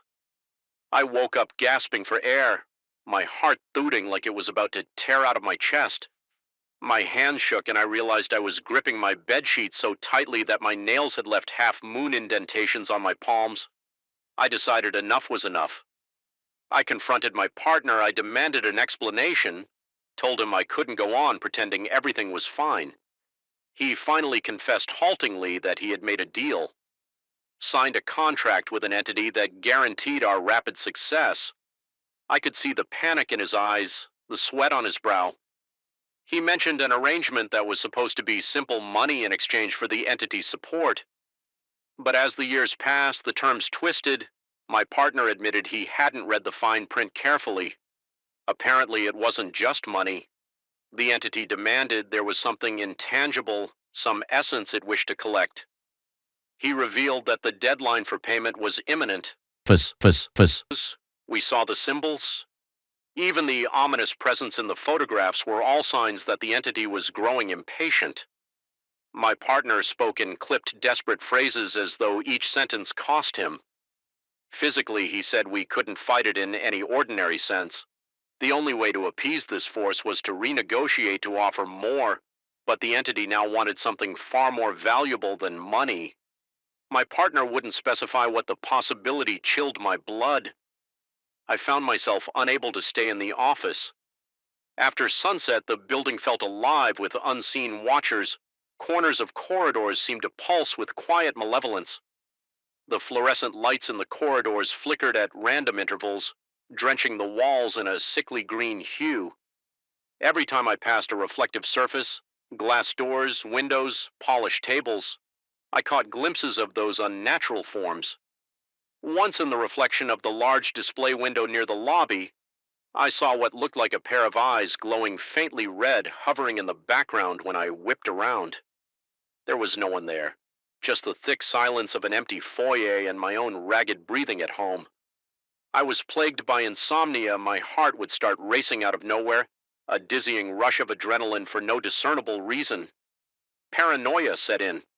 I scanned every shadow in my bedroom, convinced something was crouched behind the dresser or lurking under the bed. My partner called me late one night, his voice trembling. He said he'd encountered a physical manifestation of the entity in the elevator. He described it as a tall figure draped in black with a face he couldn't fully see. It spoke without moving its lips, an intrusive voice in his head that demanded immediate payment. My partner had stammered that he needed more time, and then the elevator doors opened onto a floor that didn't exist in our building's layout. He stepped out to find himself in a hallway with no windows, no exit signs, only pulsating lights in the ceiling. Eventually, the elevator slid open again behind him and he stumbled back in, returning to reality, if one could call it that. I felt a sharp sting in my chest. Just picturing this scenario, my breathing went shallow and my limbs felt cold. I realized there was no simple way out. We were in too deep. The next day I met with my partner in the boardroom in broad daylight. I refused to go at night. My partner explained that the entity had given him a final deadline, midnight 3 days away, if we failed to provide the additional payment. The cost would be unimaginable. The walls of the boardroom suddenly seemed too close, the air too thin. I could smell the stale coffee in the corner, the bitterness clashing with my mounting sense of dread. He told me he had a plan, a last-ditch effort to negotiate with the entity. He had discovered an obscure ritual that might grant us an audience under controlled terms. I thought he was losing his mind. But then again, so was I. The incessant shadows, the monstrous silhouettes, the sense of being watched by something well beyond human comprehension, they were all too real. Night fell far too quickly on the day of the ritual. My partner and I stayed in the office waiting for the stroke of midnight. The fluorescent lamps above us buzzed like angry insects, casting our jittery shadows on the floor. I couldn't stop wiping the sweat off my brow. My throat so dry it felt like sandpaper. Finally, we turned off all the lights, leaving only a single table lamp draped with a red-tinted cloth. To create a dim glow, my partner began reciting words that made my skin crawl. Words that sounded wrong in my ears, as if no human mouth should ever produce them. The temperature in the room plummeted. I could see my breath forming clouds in the darkness. Then I felt it, a presence heavy and suffocating. The air thickened and the lamp started flickering. I forced my eyes to the corner of the boardroom where the shadows congealed into a form, a slender, towering silhouette with joint angles that seemed broken, twisted. I couldn't see a face, only a blackness that seemed to devour the light. My partner's voice faltered and he let out a choked gasp. I didn't dare move. My teeth were practically chattering from both cold and terror. I heard a voice in my head, cold, commanding, ancient. It stated that the payment due was no longer monetary, that something much more precious was required. My heart thundered against my ribcage and my entire body quaked as if some terrible force was passing through me. I could sense the entity's impatience, a primal hunger radiating from it. My partner stammered an offer he tried to bargain to buy more time. The presence seemed to laugh silently, an unearthly vibration that made every hair on my body stand on end. My vision blurred, and for a moment I thought I would lose consciousness. Then a wave of dread crashed over me as the entity's attention shifted to me. I tasted bile rising in my throat. I wanted to run, but I couldn't. My legs felt nailed to the floor. The entity demanded something deeper than wealth or property, something intangible that struck at the core of who we were. For a fleeting moment, I saw a swirl of images in my mind's eye. My memories, my ambitions, my sense of self, all laid out like currency on a demonic marketplace. The entity threatened that if we failed to comply, it would claim what it was owed in ways we couldn't fathom. My partner tried to shout that we'd do anything to prevent that. But the presence vanished, leaving a crushing silence. We never completed the ritual we didn't have. Till the deadline was set the next day, we both refused to set foot in the office. The place had become a prison of nightmares. We holed up in a nearby hotel, sleeping with the lights on our suitcases half-packed in case we needed to flee at a moment's notice. My mind raced with irrational solutions. Could we leave the country, Byrne? The contracts disappear.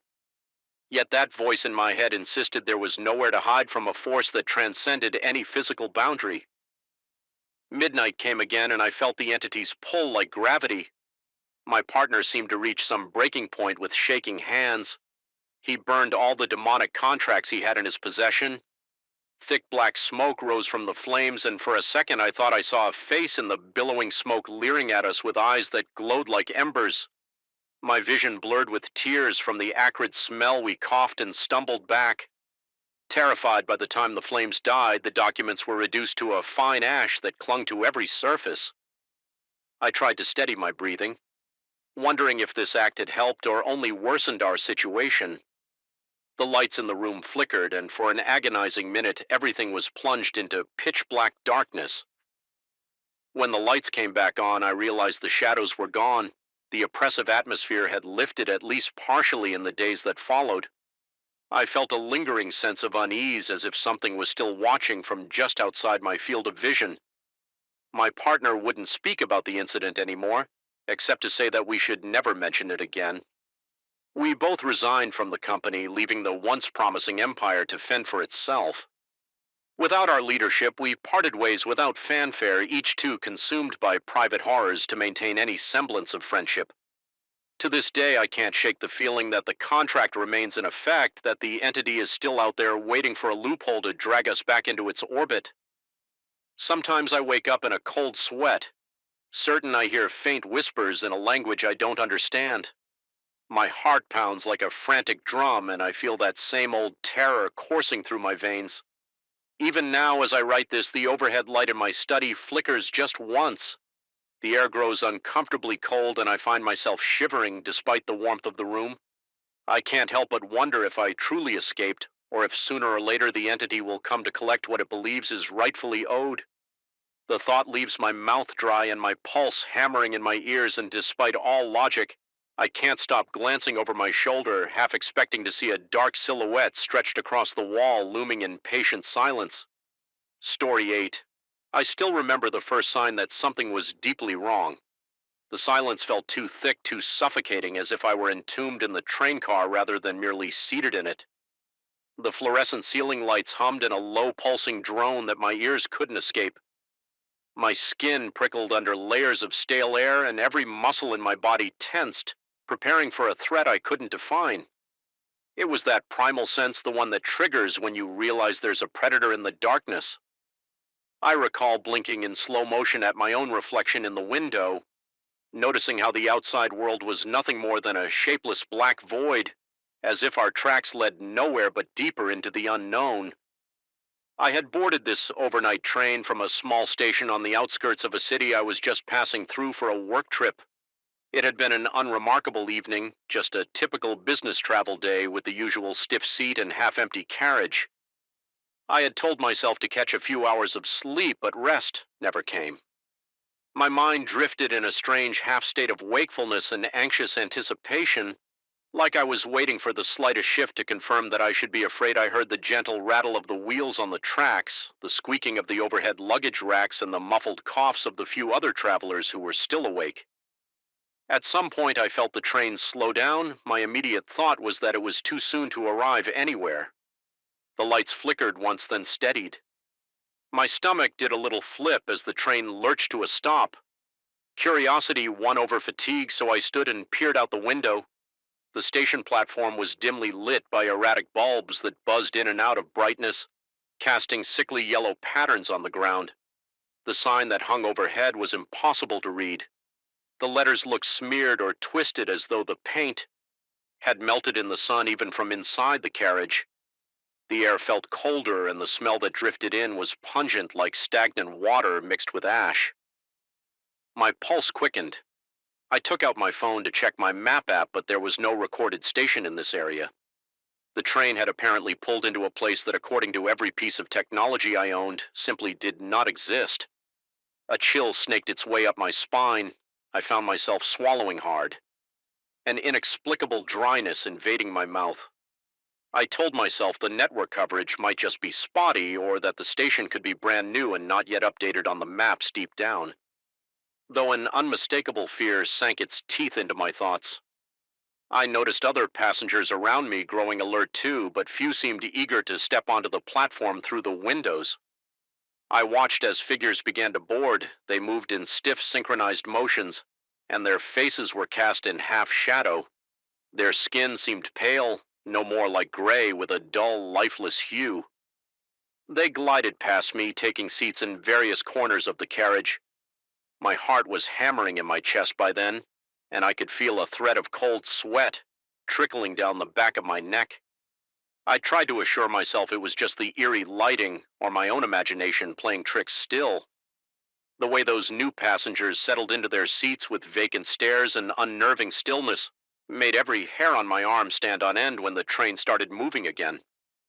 The usual rocking felt oddly different.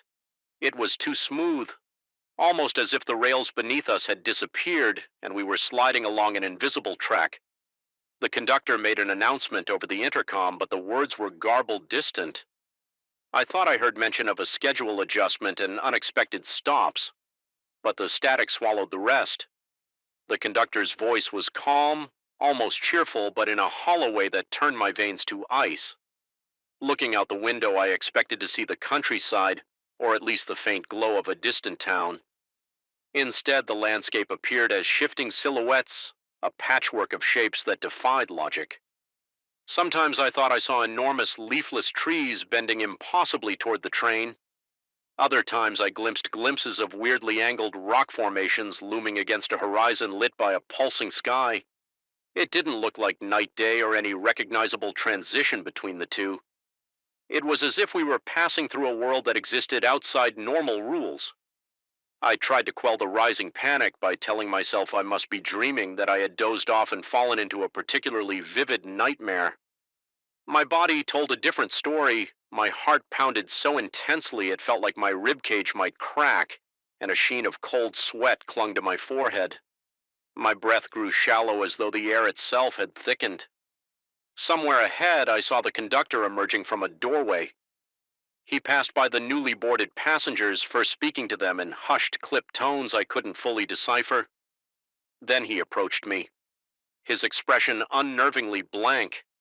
He wore the standard uniform, but it was slightly discolored. The jacket faded to a greenish gray, as though it had once been navy but had drained of color over time. He addressed me in a low voice, suggesting, though not outright stating, that we would be making a sequence of unscheduled stops and that I should remain in my seat when I asked him if everything was all right. He responded with an odd half smile. It wasn't comforting, it was more like a reflex. His eyes, however, told me everything was far from normal. He seemed amused by my question, as though my fear was inconsequential or worse yet expected. I pressed for more information, but he just shook his head and repeated that we were continuing with our journey. A sense of dread swelled in my chest. I couldn't force the words out of my dry throat to question him further, so I nodded mutely and let him move on over the next hour, or what I assumed was an hour, since time began to feel malleable. I watched the train screech to a halt at station after station. Each stop had its own twisted architecture. One was shadowed by towering angular structures that resembled rows of broken teeth. Another glowed with a sickly violet light, its platform strewn with an oily substance that reflected swirling colors as though it was alive at each station. More passengers with that same lifeless gaze climbed aboard, wordlessly taking seats without so much as blinking in my direction. I began to notice that some of the original passengers from earlier in the night no longer seemed present when I toured the aisles with my eyes. I could not see certain individuals I had clearly observed before there was no sign of them. I recalled a man with a heavy winter coat, a woman with a floral scarf. They were just gone. My pulse hammered at my temples and I swallowed hard, a trickle of perspiration sliding down my temple. My breath caught in my throat as I realized I was clutching the edge of my seat with trembling fingers, knuckles turning. White in desperation, I summoned the courage to speak to a fellow traveler. He was a middle-aged man sitting 2 rows behind me, someone I had earlier seen reading a paperback novel. I tried to ask if he had noticed the disappearing passengers, or if he had an explanation for these impossible stations. He answered me indirectly. His voice shaky, he said he had noticed people vanishing too, and that each time we stopped, he felt something tugging at the back of his mind, a pull toward the platform that he struggled to resist. He muttered more to himself than to me that the train was looking for suitable replacements. His words echoed in my head. Suitable replacements. A hot surge of panic spread through my chest, and my breathing became more ragged. I could hardly keep my thoughts organized. My body felt as if it were betraying me. Every nerve jittered, every muscle twitched, as though I was on the verge of sprinting away from some predator. My vision seemed to tunnel, and for a moment I was afraid I might pass out, yet something kept me alert, a primal survival instinct urging me to stay conscious. Soon the conductor returned, weaving through the silent, impassive passengers and stopping beside me. He spoke calmly, mentioning that the journey had a unique requirement. The train only ceased its loop when it encountered a traveler who could take on an eternal passage. In other words, this train of the damned needed a fresh soul willing or unwilling to bear its curse. As he spoke, there was a flicker in his gaze that suggested he'd been through this routine countless times. He seemed to imply that many of the passengers seated around us had once been like me, alert, afraid, desperate for answers. Now they were husks abiding by some eternal contract. I wanted to protest, to shout that I would never accept such a fate, but my voice came out as a rasp, my mouth too dry to form a proper objection.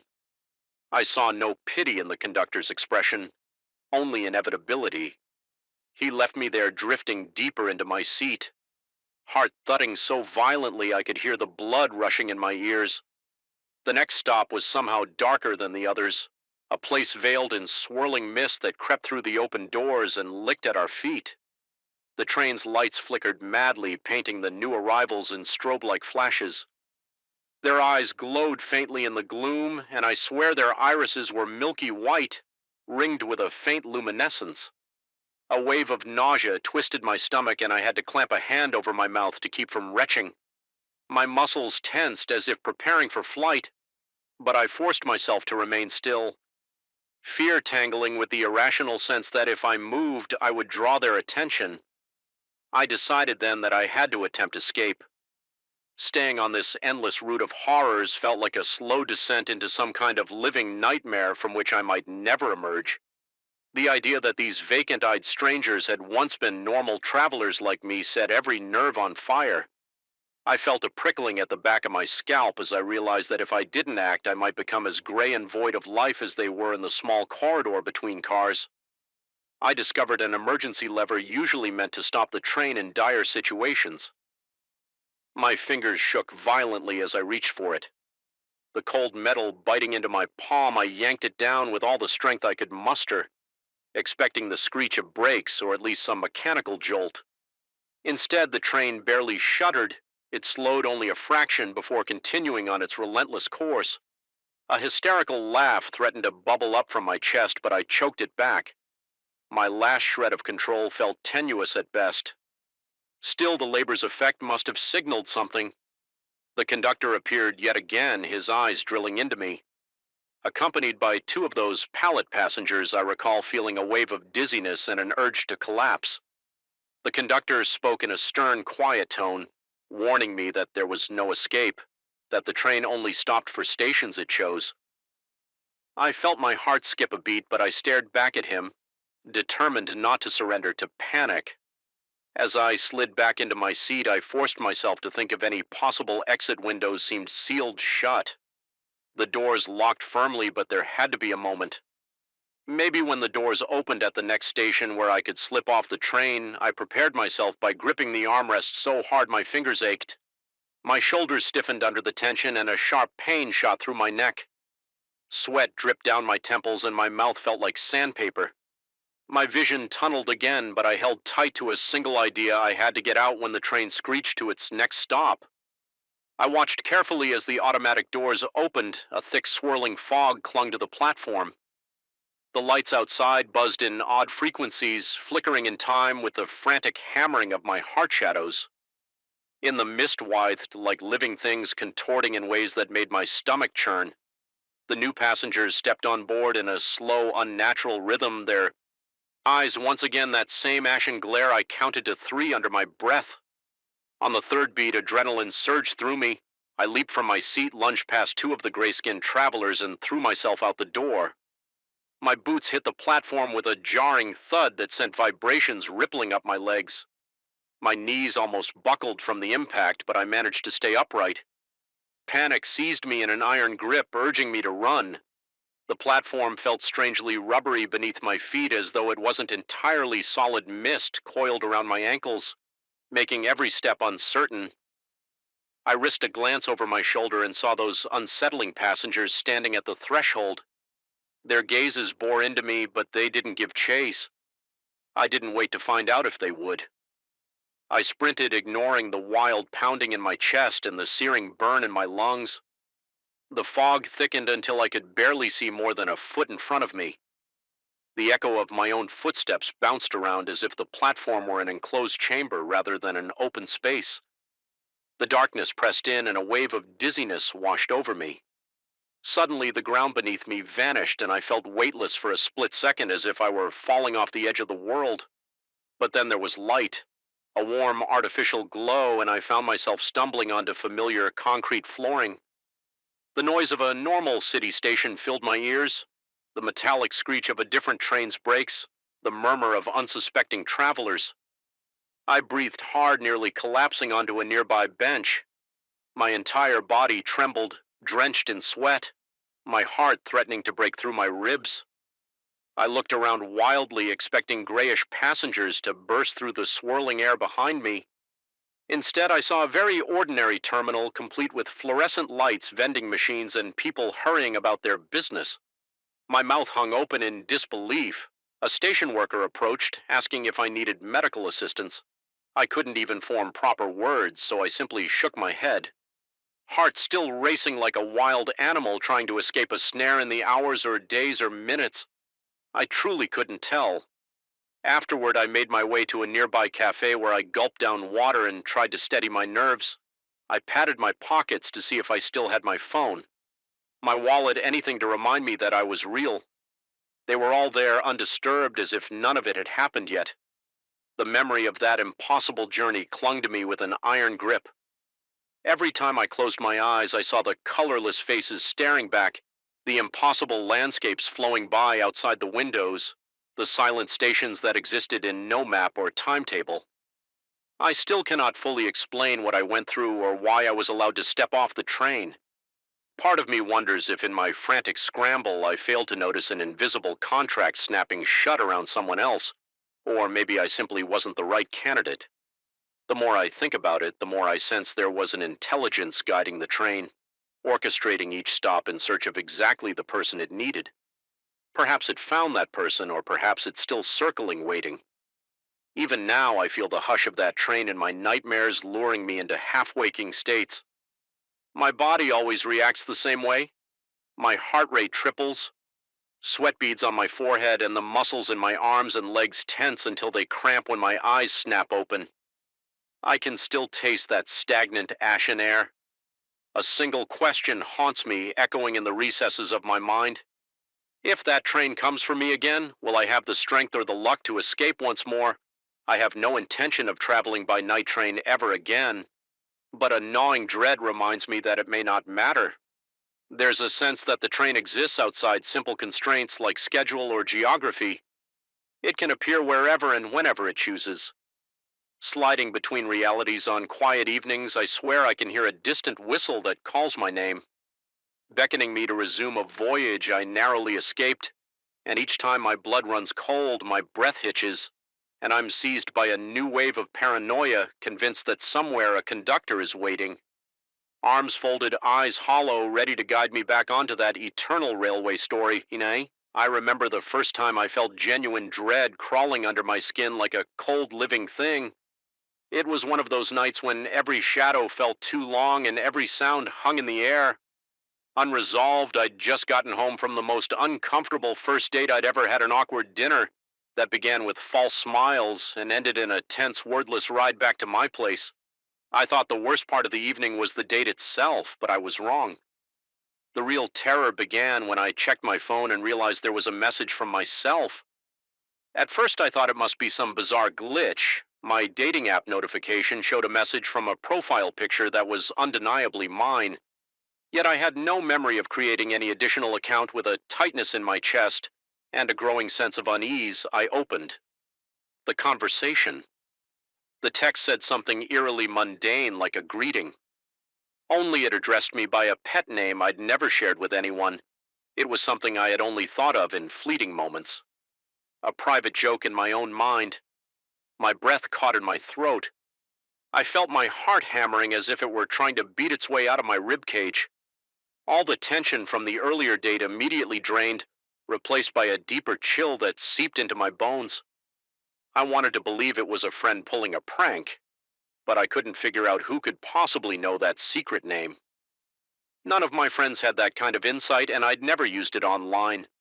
As I paced around my living room, my eyes darted to the phone screen every few seconds, expecting more messages to appear.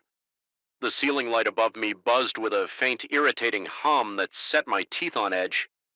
My fingertips tingled, and I could feel a slow trickle of sweat gathering along the small of my back. The apartment felt silent, too silent, as though it were waiting for something to happen. I tried to distract myself by fixing a quick snack. The refrigerator's fluorescent light was too bright, and when I grabbed the carton of milk, the handle felt freezing, almost biting into my skin. My mouth was so dry that I could barely swallow. The taste of fear lingered at the back of my throat, even as I poured the milk over a bowl of cereal. My hand shook, causing drops to splatter on the counter. I tried to force the food down, but every bite felt like a struggle.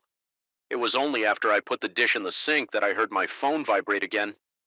A new message. I rushed to it. Heart racing, hoping it was just a friend texting, but the dread returned the moment I saw that the sender was the same uncanny profile. My own face stared back at me from a tiny icon, but the expression looked off. My photo had been taken from an angle I didn't recall, and the eyes seemed almost hollow. I felt a spike of panic as I opened the message. This time it referenced a regret from my past, a humiliating mistake I'd never spoken about to anyone. My stomach twisted. How was it possible that this phantom account knew such personal information? I remembered the sour taste in my mouth as I tried to calm myself by turning on some background noise. I flicked on the TV, but the screen froze, refusing to show anything but static. Every time I pressed a button, the remote seemed unresponsive. The static grew louder, distorted, as if hissing directly at me. My heart pounded in my chest, and I felt my breath hitch as the lights in my apartment flickered. The more I tried to ignore it, the louder that static seemed to get, building a suffocating tension in the room. That night, I barely slept. Every creak of the furniture made my body tense. Every whisper of air through the vents felt threatening. I lay there on my bed, covers pulled up to my chest. Eyes glued to the phone resting on my nightstand, I could see the faint glow of the screen whenever it lit up with a notification. Once or twice I reached for it, only to find no new messages. Eventually, exhaustion won, and I drifted off my body, trembling with the last remnants of adrenaline. The next morning, I woke to discover something that made my blood run cold: photos of me sleeping. They appeared in my phone's gallery as if someone had snapped them in the dead of night. Each image was more horrifying than the last. My curtains were shut, my door locked. Yet the pictures were taken from impossible angles.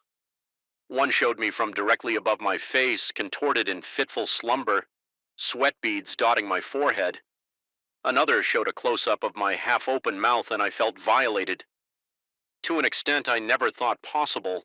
I couldn't recall hearing the shutter sound or seeing the flash. My heart thudded so hard I thought it would burst. I immediately checked every corner of my room. The windows were still locked from the inside, and the door chain was in place. My closet stood half open, revealing nothing but clothes and boxes. There was no indication anyone had broken in my phone. Remained on the nightstand exactly where I'd left it. Still, the pictures were there, and I couldn't deny what I was seeing. I felt my throat close up, and my palms began to sweat. My mind raced through every scenario. Could it be some advanced hacking technique? But who would go to this extent, and why did this entity seem to know me so intimately? Desperate for a break from the claustrophobic atmosphere of my apartment, I decided to go to work early. Perhaps the bustle of the city would ground me in reality. The hallway outside my door felt unnaturally quiet. My steps echoed in the dim lighting, and the elevator ride down was punctuated by a flickering overhead lamp. I fiddled with my phone, half expecting it to light up with another unholy message. When I reached the lobby, the reception desk was unoccupied. The air was heavy, as if charged with static electricity, and I felt the hairs on the back of my neck prick up. I hurried out into the street, my heart still. Hammering away work was no relief. My coworkers, noticing my pale complexion, asked if I was ill. I offered a vague response, claiming I had trouble sleeping the entire day.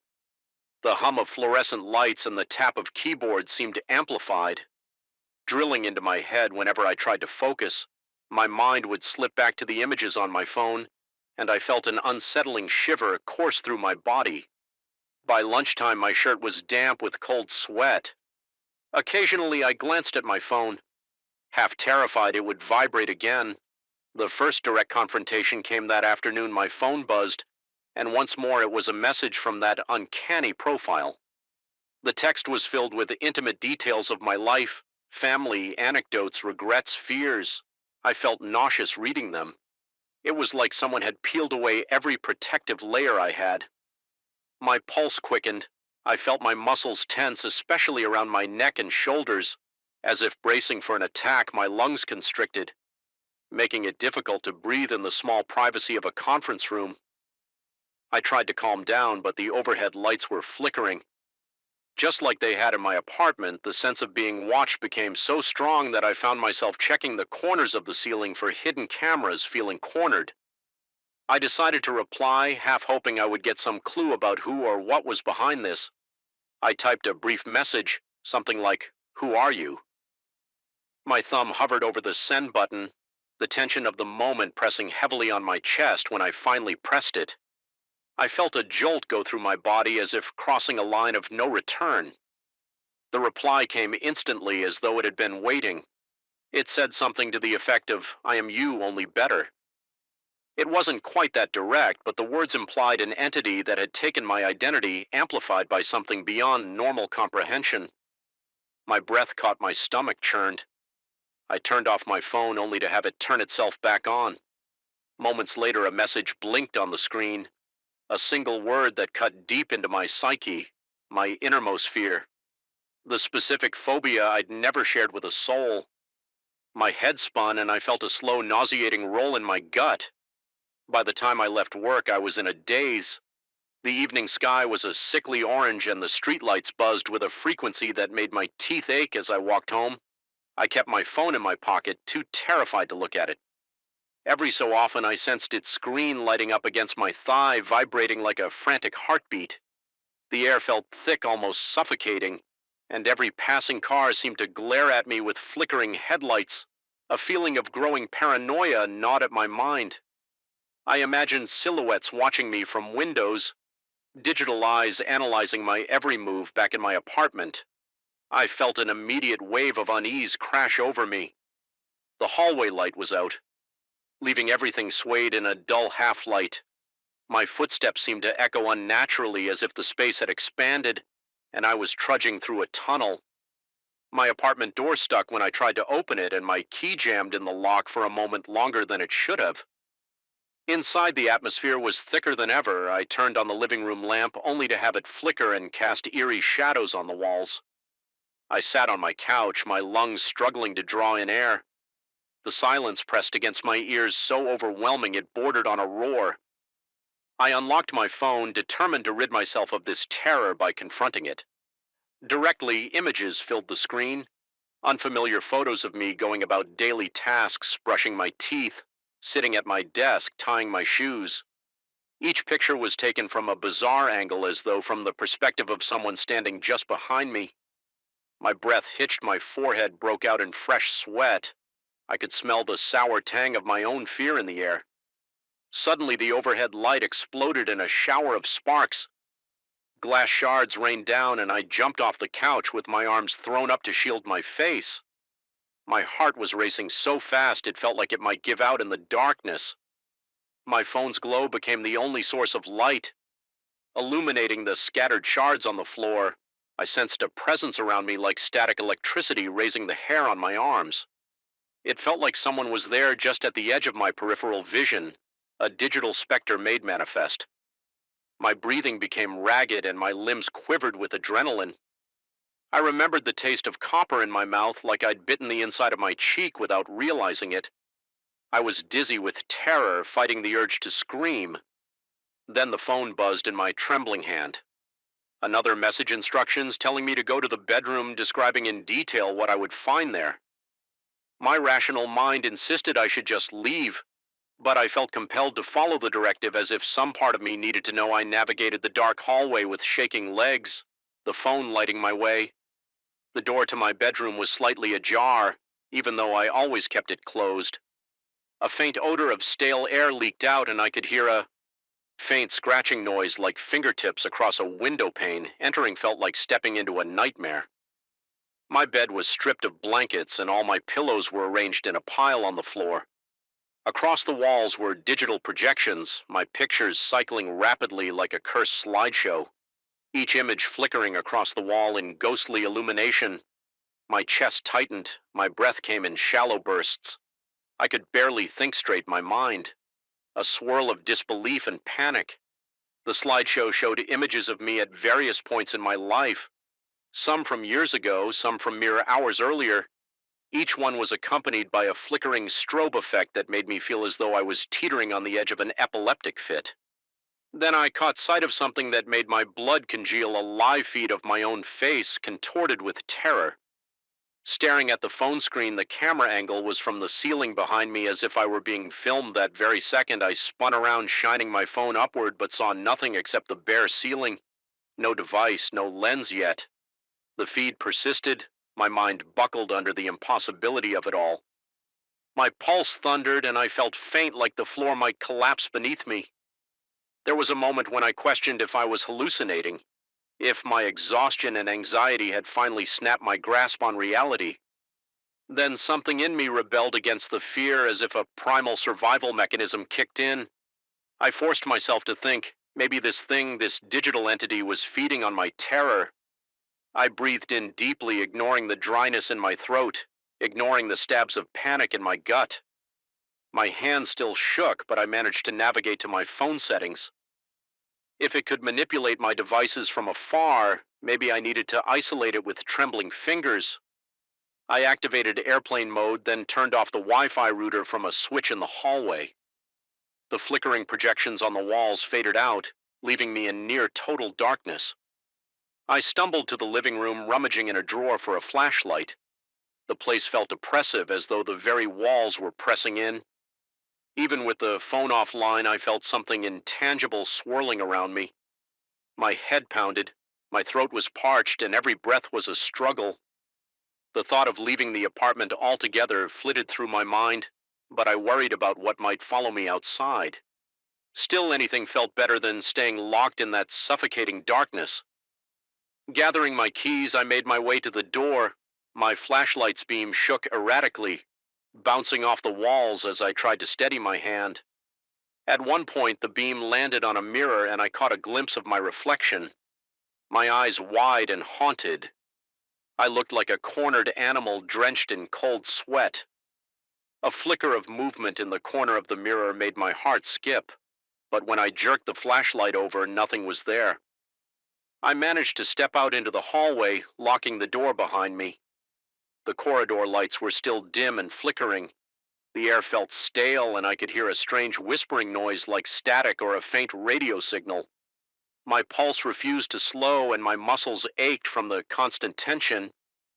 Yet I forced myself to keep going, to walk away from my apartment and out of that building, one foot in front of the other. The street outside was eerily quiet. For this time of night, the city sounds muffled, as if I'd stepped into a parallel version of my neighborhood. I turned, looking up at my building's dark windows.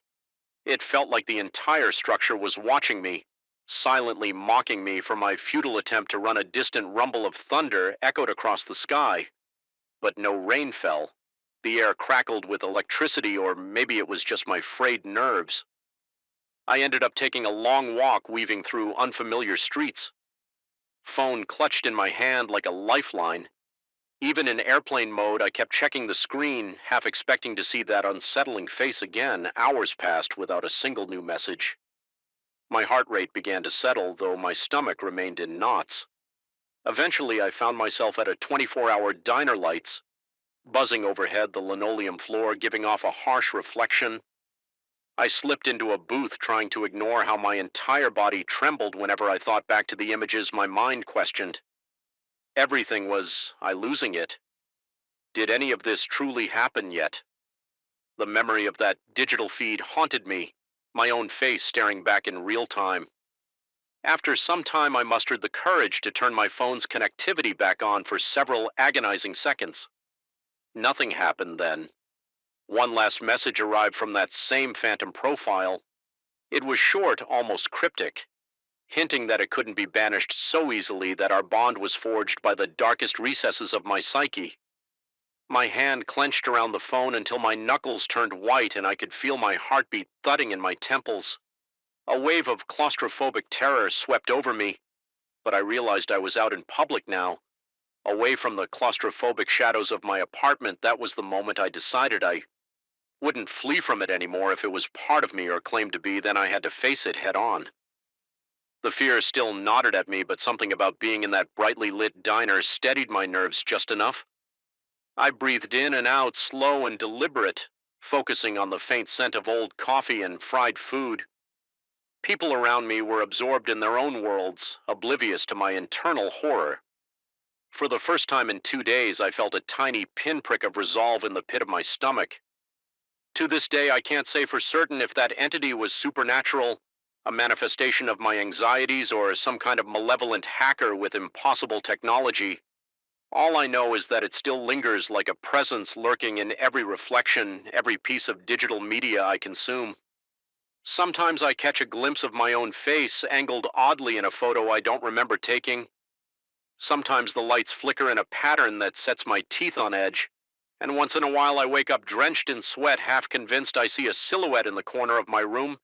Yet I press on, determined not to let the terror swallow me whole. I can't pretend everything went back to normal. I still hear static. At odd moments, still worry that at any second my phone will light up with another impossible message.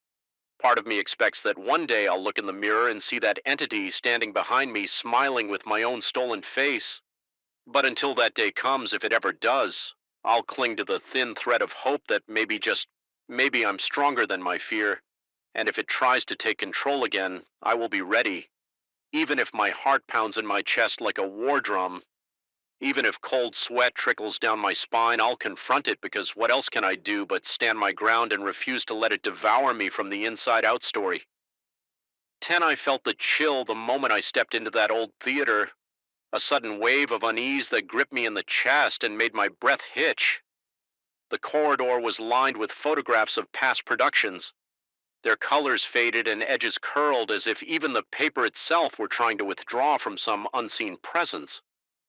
My flashlight flickered unexpectedly, casting jittery shadows on the darkened walls. I couldn't shake the sense that something here was persistently observing me, lurking in corners, peering through the gloom, waiting for its moment to be known, and I had just arrived. My name is Thomas Cruz, and I'm a lighting technician by trade. I came to this historic theater one I'd admired from a distance since I was a teenager to help modernize its old electrical system. It had been closed for renovations, then reopened recently for a special series of performances aimed at celebrating its long and storied past. I was excited at first, proud even to contribute to the revival of a place that had housed so many legendary productions. The building had an unmistakable aura of grandeur, with ornate moldings and plush carpeting battered by decades of footsteps. But beneath that beauty lay something else, a pressure in the air, a tension that coiled around my spine.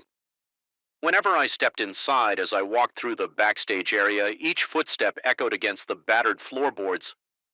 My equipment bag felt heavier with every step I took, but I told myself it was only nerves. The smell was a peculiar combination of sawdust rust and something stale like old perfume that had lingered for too long. I tried to focus on the task at hand. Electrical systems were my specialty. I knew how to rewire cables, replace bulbs, and make outdated riggings safe for modern shows. None of that could prepare me for the unearthly occurrences I was about to witness. It started subtly one evening after I'd finished aligning the stage lights and was preparing to leave. I spotted movement out of the corner of my eye. It looked like a person crossing from stage left to stage right. At first, I assumed it was a cast member or a stagehand staying late to rehearse or organize costumes, but there was no sound, no footsteps, no rustle of clothing, just silent motion. When I angled my flashlight toward the stage, there was nobody there. My heartbeat quickened and I felt a dampness on my forehead that was definitely not from the summer heat. A faint hush seemed to drape itself over the entire stage, as if the wooden planks had grown wary of being discovered. My colleagues sometimes mentioned rumors of apparitions, actors from decades past who never truly left. I heard the stories in indirect whispers, a costume designer suggesting that the mirrors in the dressing room showed fleeting reflections that vanished when confronted a caretaker claiming that once in a while he heard lines from old scripts echo under the arches. I tried to laugh it off, telling myself that older theaters often come with such legends, but the more time I spent in that building, the more convinced I became that these rumors weren't just folklore. Something was actually happening one night while double-checking the rigging for a complicated lighting setup. I noticed a faint glow on the stage. It looked like a spotlight shining from some old fixture I hadn't installed, curious and a bit wary. I descended from my ladder, crossing carefully to the side of the stage. My mouth went dry as I saw under that pale luminescence a pair of dancers. They wore costumes that seemed lifted from another era, flowing formal outfits, with designs I'd only seen in antique photographs. Their movements were slow, methodical, and completely silent. Despite being only a few yards away, I heard no footfalls or breathing, just an ambient hush that weighed on my eardrums at first. I doubted my own eyes. My chest felt tight, as though I were in the presence of something outside logic. I decided to take a step closer, heart pounding so fiercely that I heard the whoosh of blood in my ears. That single step was enough for them to fade like a reflection in disturbed water. The stage lights flickered, and suddenly I was alone in near darkness. I stood there gasping, sweat trickling down my back. I wanted to flee the theater right then, but my own curiosity chained me in place. I needed to understand what I had seen and why it felt so real over the ensuing days. More bizarre sightings occurred. I'd catch glimpses of costumed figures rushing to their marks, voices murmuring lines just beyond the edge of audible comprehension. Their attire shifted sometimes, 1920s chic, sometimes 1950s formality. But always from another time, the experiences left me with chills that radiated through my arms and legs. My hands would tremble whenever I found myself alone, and each time the temperature felt as though it plummeted. Eventually, I learned from some old production logs, though no one told me directly, that the theater seemed to exist simultaneously. In multiple eras, certain scenes performed there long ago were trapped in a loop. The actors persisted as apparitions in an endless replay of their final performances. That was the speculation anyway. People avoided speaking of it openly. But the rumors flowed in indirect comments about the building's long list of chronological quirks. Most folks tried to dismiss them as illusions or stress-induced visions, but I couldn't ignore the evidence of my own senses. I reached a breaking point one evening when I was adjusting the overhead lights for the upcoming production. I was alone again in the theater, determined to finish my work quickly as I positioned a spotlight. I caught sight of a shadow flitting across the seats in the auditorium. It was too large to be a single person. I climbed down, ventured into the rows, and noticed an entire scene unfolding. Figures in period costumes seemed to be rehearsing or performing. Their hushed tones were disjointed, reverberating like half-remembered echoes. My throat dried up and my palms grew clammy. Each breath felt like inhaling shards of cold air without fully grasping the implications. I impulsively aimed my flashlight at one of the figures, a man wearing a vintage suit. At that moment, the figure locked eyes with me, and for a second I felt a surge of energy pierce straight through my core. The lights above flickered violently, and I stumbled backward. My hand shook uncontrollably, and a terrifying wave of vertigo nearly knocked me off balance. When I looked back, the seats were empty, but something had changed in me. Later that night in my apartment, an antique pocket watch lay on my kitchen table. I had never owned a pocket watch in my life. It resembled the style I'd glimpsed on that apparition, a burnished bronze surface with intricate scrollwork. My heart thudded with the realization that somehow I had carried a piece of that other time into my own home. The watch's ticking filled the silence of my apartment, and its methodical clicks felt like a countdown to something I didn't understand. Soon, more unfamiliar items started appearing, a program for a play from decades past, a costume accessory that looked handmade, a battered fountain pen.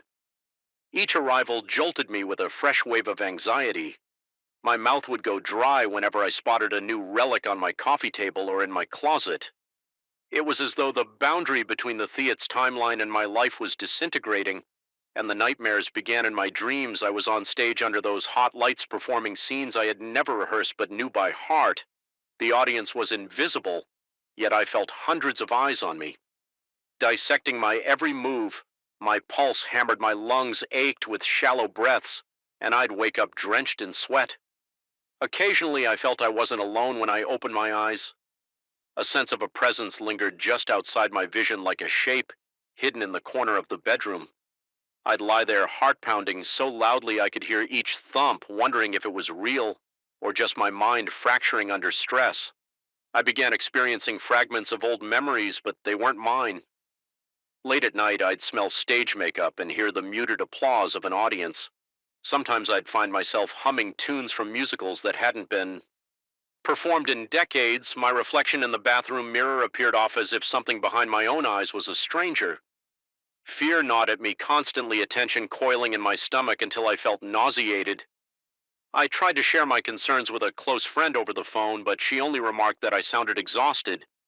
She suggested I take a break from the theater and get some rest. When I dared to return to the theater, compelled by my job and a strange fascination, I noticed that the stage lights would flicker as soon as I stepped in. It was as though the building recognized me, trying not to panic. I made my way through the labyrinth of hallways, listening to every creak of the floorboards, every distant echo that made my skin crawl.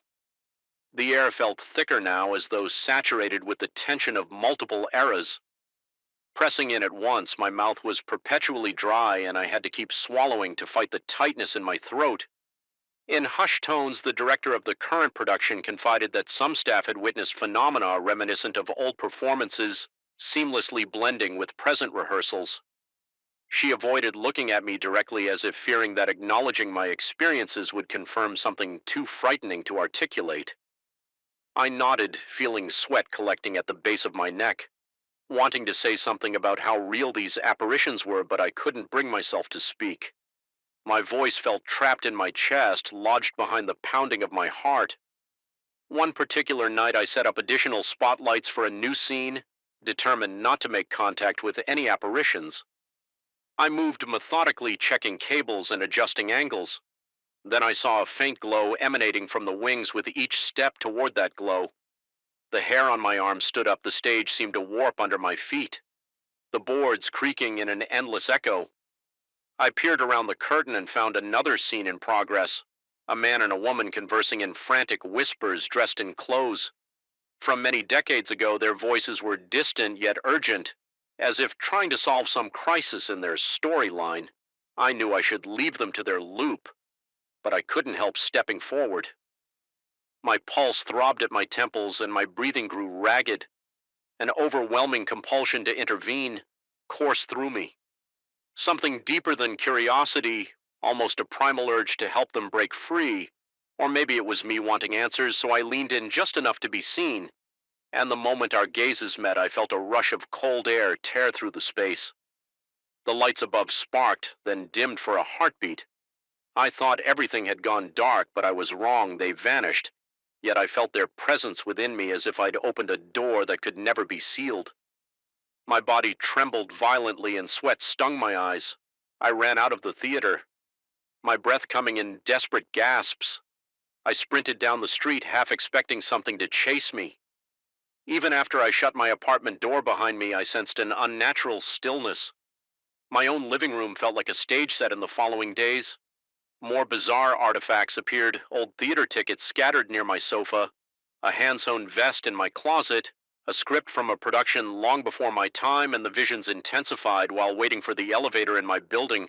I glimpsed a reflection of a corridor behind me that didn't match my reality. It looked like an aged version of the hallway, with faded wallpaper and flickering lanterns.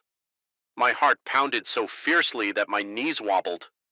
When I turned around, there was only the modern corridor I knew, but the pit in my stomach told me I was only half in the present. Now I realized I couldn't continue. Like this anxiety had me jumping at every noise. The tension in my neck and shoulders made me constantly ache. Nights were worse, filled with nightmares that bled into my waking hours. Finally, I decided to confront the theater head on, hoping to sever whatever link I'd forged. Gathering my tools, I returned late one evening, determined to remove every piece of lighting equipment I'd installed. As if that might break the cycle, inside the building felt more oppressive than ever. Every corridor was dimly lit by dying bulbs. A low hum resonated through the walls, and it felt like stepping into a giant maw. I forced myself onto the stage, grappling with the spotlights and cables, determined to undo my previous work the moment I started unscrewing a fixture. I heard footsteps behind me, modern heavy boots. This time, not phantom echoes from the past. A stagehand approached in the darkness, saying in subdued tones that the director had told him to leave me alone for the night, but that if I needed help, he'd remain nearby. I thanked him with a nod, trying not to let my trembling hands show in the glow of his flashlight. Alone again, I removed each light with slow precision, focusing on every twist of the screwdriver. My mind spun. I felt as though time itself was pressing against me, each second reverberating in my ears, each minute marked by a surge of adrenaline. The building groaned around me, or maybe that was just my imagination. My breath rattled in my chest and sweat trickled down my temples. Yet I persisted, dismantling everything piece by piece after what felt like hours. I finished. A sense of uneasy calm washed over me, and I stood center stage, gazing at the shadows of the auditorium. My heart hammered as I declared, mostly to myself, that I was done. No direct response came, only a distant creak of wood, Then a curious stillness settled over the space. I backed away slowly, refusing to turn my back until I was at the exit. A week passed and no new relics appeared in my apartment. The pocket watch still ticked ominously, but I stashed it in a drawer out of sight. My dreams, although still uneasy, began to fade back into mundane images of daily life. Yet the memory of that theater with its overlapping timelines remained an open wound in my psyche. My sense of normality was forever changed. I still jump at random flickers of light or unexpected reflections in mirrors.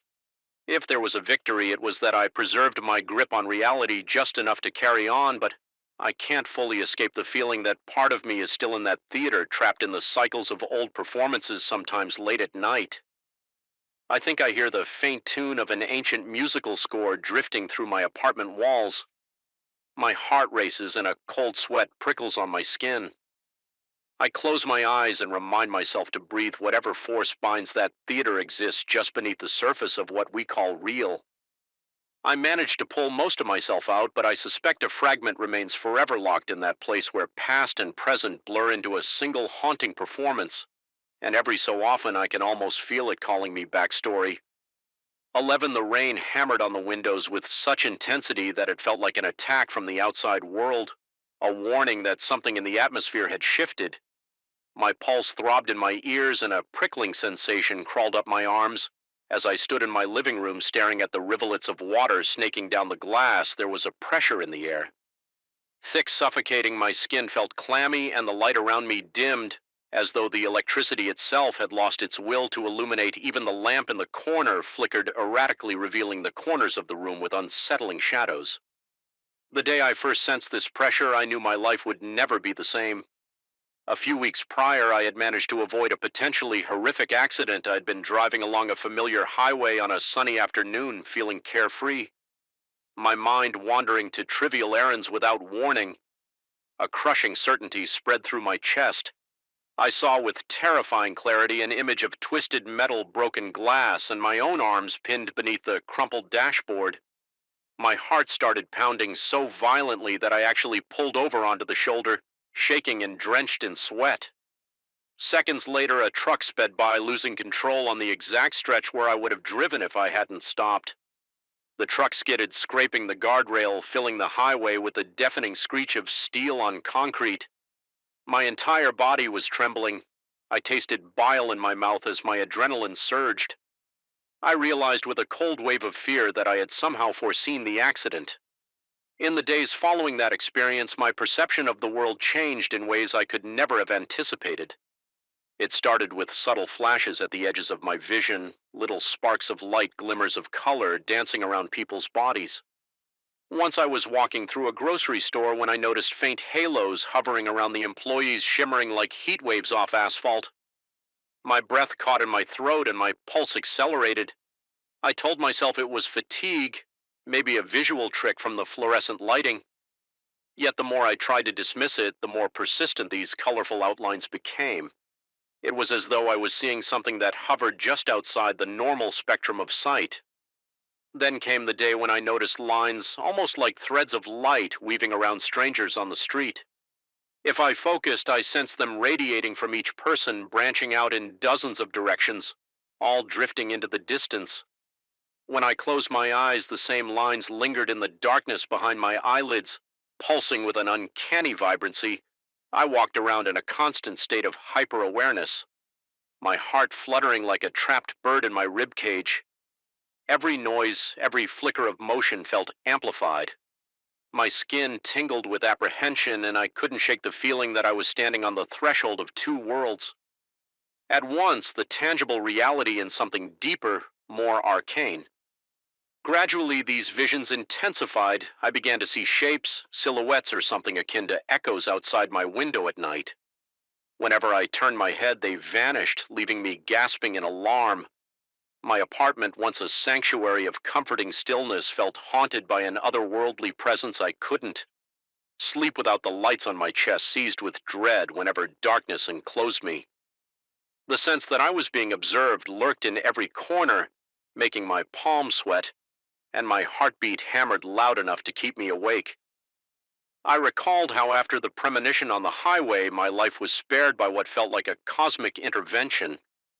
Now I wondered if something had noticed that intervention one night as I tried to settle into the worn out cushions of my couch. I sensed a flicker in the air as though the space in front of me warped. Momentarily, my temples throbbed and I felt a wave of nausea, along with a tingling along my spine. I blinked and realized that I could see my living room in two versions at once.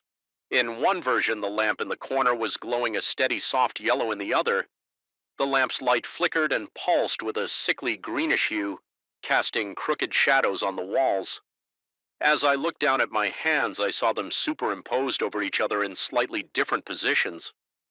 My breath caught and my vision blurred for a second, forcing me to grip the edge of the couch until my knuckles turned white. A cold sweat formed on my forehead and my heart pounded against my ribcage. This split in reality lasted only a moment. When it passed, I was left with a deep sense of unease and an unshakable panic. Despite my utter bewilderment, I tried to continue my daily routine. I went to work pretending that my smiles and polite nods were genuine, although inside my nerves were fraying at times. My body would feel so tense that my shoulders ached and my breath came in shallow bursts, as if I were constantly bracing for an invisible impact I confided in. No one, how could I explain that I was seeing alternate realities flicker in and out of my vision? How could I tell anyone that sometimes I glimpsed a shimmering aura around them? Lines of possible futures stretching out from their shoulders like the legs of a sprawling spider. No words could accurately capture the dread that crawled through my veins. Before long, these multiple realities began to bleed into one another more frequently. I would be sitting at my desk trying to finish a mundane task when I would see a second desk overlapping the first, or a second version of my own hand turning the pages of a notebook that wasn't actually there. My ears started picking up faint whispers, muffled voices that seemed to be calling to me through layers of static. My heart rate skyrocketed each time, pounding so loudly I thought everyone in the office must hear it, but no one seemed to notice the silent chaos unfurling inside me. At night, the sense of being watched grew unbearable. I perceived indistinct figures outside my window when I mustered the courage to approach the glass. They weren't there yet. A lingering tension in the air convinced me I hadn't imagined them sometimes in that liminal zone between waking and dreaming. I heard a faint scraping against the window or a rustling just beyond the curtains. I'd bolt upright chest-tight hair standing on end. My throat would feel dry and a hollow ache would gnaw at my stomach. In those moments, my vision would briefly split again, revealing another version of my room. One where shadowy silhouettes stretched across the ceiling in unnatural angles, pulsating gently like they were breathing days blurred, and my consciousness seemed to slip in and out of these overlapping realities. Without warning, I soon noticed that certain shapes, perhaps they were entities, were following me. Whenever I was out in public, I felt an overwhelming sense of being observed. Sweat prickled beneath my clothes, and a rowing dread swelled in my gut. In a crowded street, I noticed the same tall figure in my peripheral vision. When I turned my head, I caught only the faintest glimpse of a form that seemed vaguely humanoid yet lacked distinctive features. It evaporated the instant my gaze focused on it. My mind raced with the implications had my expanded perception. Alerted something to my presence, was I now visible to them? Just as they were becoming visible to me, I became consumed by the idea that these watchers were not benevolent. Perhaps my near miss on the highway had awakened a potential inside me, an ability to sense the hidden architecture of reality, and in turn to be sensed by powers beyond normal comprehension. Each night I tried to calm myself, telling my reflection in the mirror that I was simply tired, overworked, imagining impossible scenarios, but a tight knot of panic remained coiled in my stomach. Impossible to ignore, my hands trembled at the thought of going to sleep, unsure if I would find myself witnessing yet another fracturing of my own surroundings. It was during one of these fitful nights that the lines of possible futures around me flared with astounding intensity. I had been lying in bedsheets soaked with my sweat, when suddenly the entire bedroom glowed with an otherworldly light. Dozens, maybe hundreds of luminous strands extended from every piece of furniture from every corner swirling and crossing in elaborate patterns. My pulse became thunder in my ears, and I struggled to breathe. I sat up disoriented, watching as the walls themselves seemed to ripple. That was when I truly saw them, entities drifting in the spaces between these threads of light. They were elongated, indistinct, and their eyes, if they could be called eyes, glowed with a faint luminescence. My skin broke out in goosebumps, and my scalp tingled so intensely it felt as though insects were crawling over my head. I felt them studying me, their gazes piercing through my physical form and into my mind. My heart was pounding so violently that my vision blurred at the edges. I couldn't move or speak. An invisible weight pressed against my chest. In that moment, my perceptions fractured further, and I saw multiple overlapping versions of my room. One room had the lamp shining with a comforting warm glow, while in another, everything was dark except for the faint outlines of these entities. In a third, I saw shimmering lines of possibility dancing in the air like ghostly ribbons, desperate to ground myself. I clutched the bed frame nails digging into the wood. I felt tears in my eyes, not from pain, but from sheer terror. Inside my head, I could almost sense them communicating in low vibrations, trying to warn or threaten me. I wasn't sure which. My breathing grew ragged and my chest heaving in short gasps. Sweat poured down my forehead and my shirt clung to my back. I tried to scream but could only produce a strangled wheeze. Adrenaline coursed through my veins, making my limbs shake uncontrollably. Eventually, the night receded and I woke up the next morning with an aching body, my head pounding as if it had been used as a drum. Every muscle felt stiff as though I had been tensed in place for hours. My eyes stung with fatigue and my mouth was bone dry as though I had been parched for days. I stumbled to the bathroom, half expecting to see those same haunting silhouettes behind me. Although nothing was there, the weight of their observation never left me. I splashed cold water on my face, hoping to snap myself out of this nightmare. But the memory of those multiple realities overlaying each other remained vivid. Scorching my mind's eye as the weeks went on, I decided I needed to confront the phenomenon, or at least understand it enough to navigate my life without constant paralyzing fear. I sought out books on auras, astral projection, esoteric knowledge, any scrap of information I could find that might explain my new ability according to one obscure tome. Individuals who narrowly escape grave accidents sometimes develop an extended perception, a rift that allows them to glimpse parallel existences. However, it warned that such a shift in consciousness could attract the attention of non-human entities that exist between these realities. Reading that made my stomach twist, my entire body tensed with dread as I recognized the severity of my predicament. I realized that my uncanny luck in avoiding that highway disaster might have opened a doorway, and that door wasn't just letting me peek out, it was also letting something else in. I stopped sleeping for more than an hour or two at a time. Each small noise at night jolted me awake, heart racing, every nerve in my body on high alert. My dreams were laced with creeping shadows and labyrinths of fractured reality. During the day, I saw double images of everyday scenes, a sidewalk turning into a spiraling path, an office corridor leading to an endless hallway. In another dimension, my head felt perpetually light, and I was haunted by the notion that my mind was splintering under the strain of seeing too much simple tasks became exercises in focus. I had to remind myself which reality I was operating in, telling myself that the coffee mug in front of me was real, while the shimmering, half-faded mug overlapping it might be from another timeline. One afternoon, I caught sight of one of those entities standing just inside my peripheral vision, in broad daylight on a sidewalk near my office building. My pulse thudded in my chest and I froze mid-step. Pedestrians brushed past me, but no one seemed to notice the tall, indistinct shape. The air around me felt electric, crackling with unseen energy. My breath came in shallow gulps. I sensed it was a silent threat or perhaps a warning.